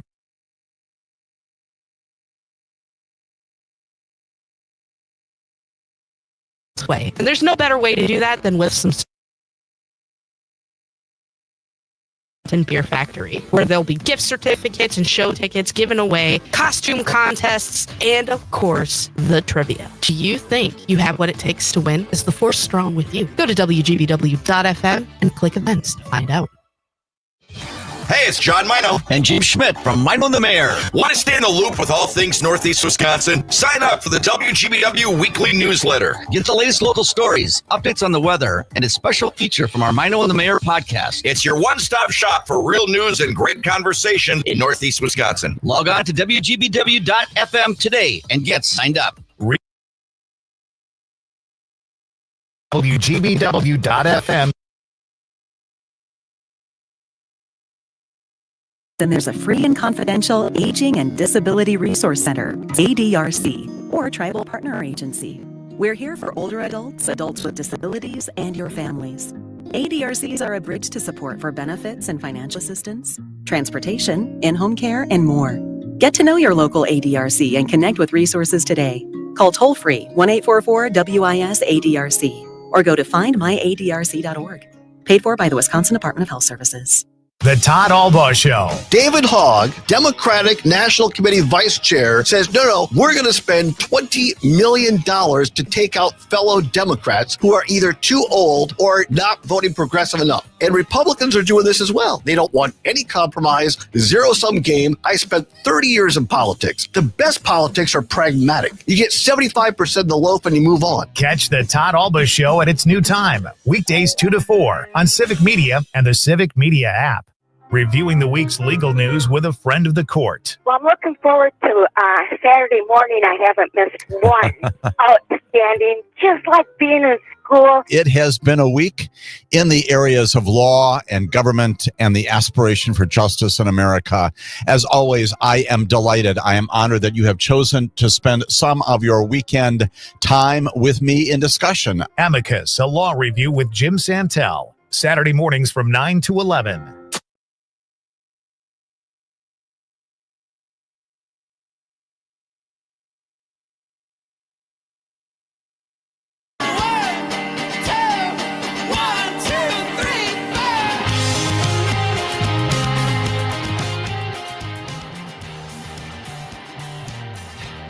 Welcome back to Night Light. I am Pete Schwaba. Tomorrow night on the broadcast, we will have Milwaukee film critic Matt Miller checking in from the Milwaukee Film Festival. Mike Clemens will be here. We'll kind of put a little bow on the draft. We got to be like yesterday, and I'm like, how did we not talk to Mike about the draft? So we'll get him on here for a few minutes tomorrow night. Mike will give us the what his experience was like at the draft. And then it's a bar band Friday night. Terry Barr will be here at 7:35 with some new tunes.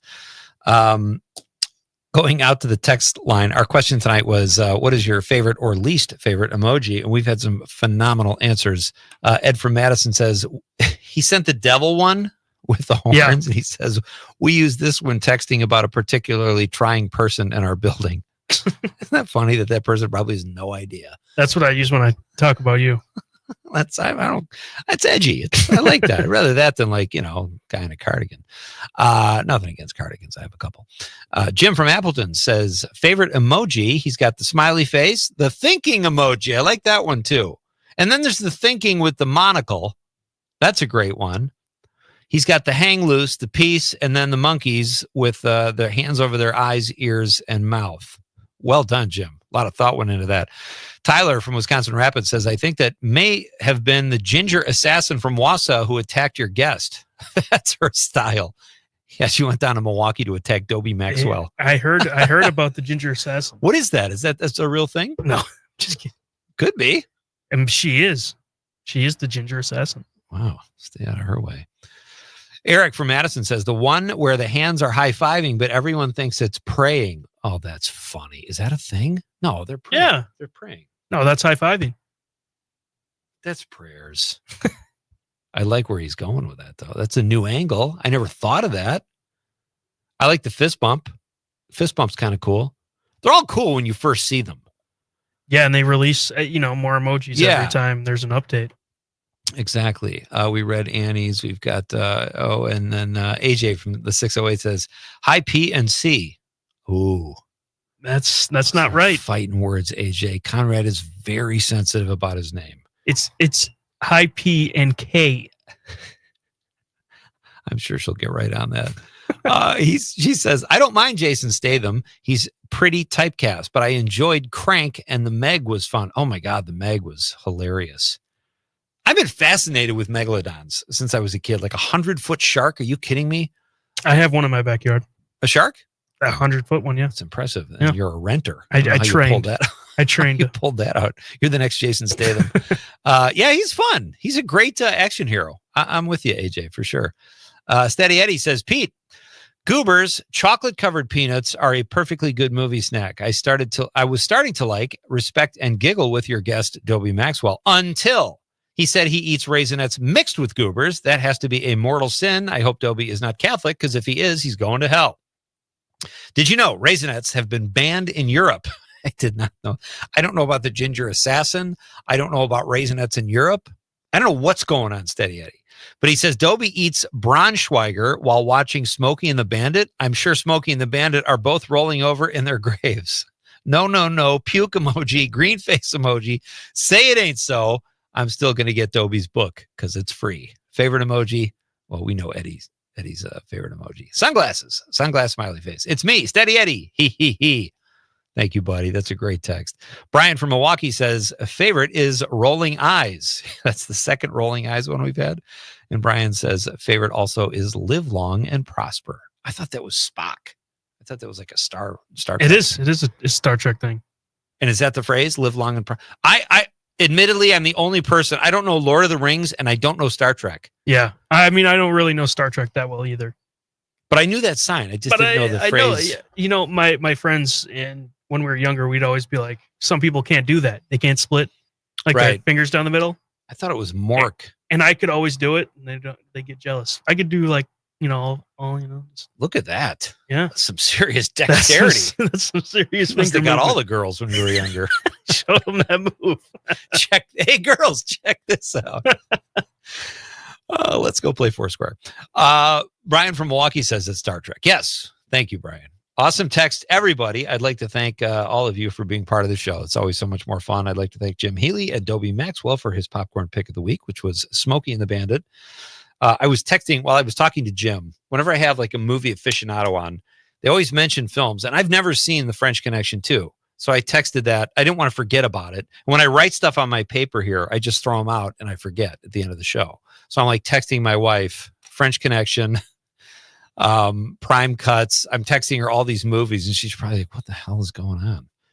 Narrow Margins. I got to give that another watch too. So that was fun. Do we have time for some Johnny Beaner? Yeah. This is a clip. I love Johnny Beaner. I've only gotten to know since I've been doing this show. He's a great guest. And this is a clip of his comedy. My wife and I, we're doing our best. It's hard with kids to get wife time, Our idea of going out and having a night out is basically waiting till the kids fall asleep and watching Netflix. Here's how it works at our house. One of us picks out the movie, and the other one hates their life for 90 minutes. And then we switch the next week.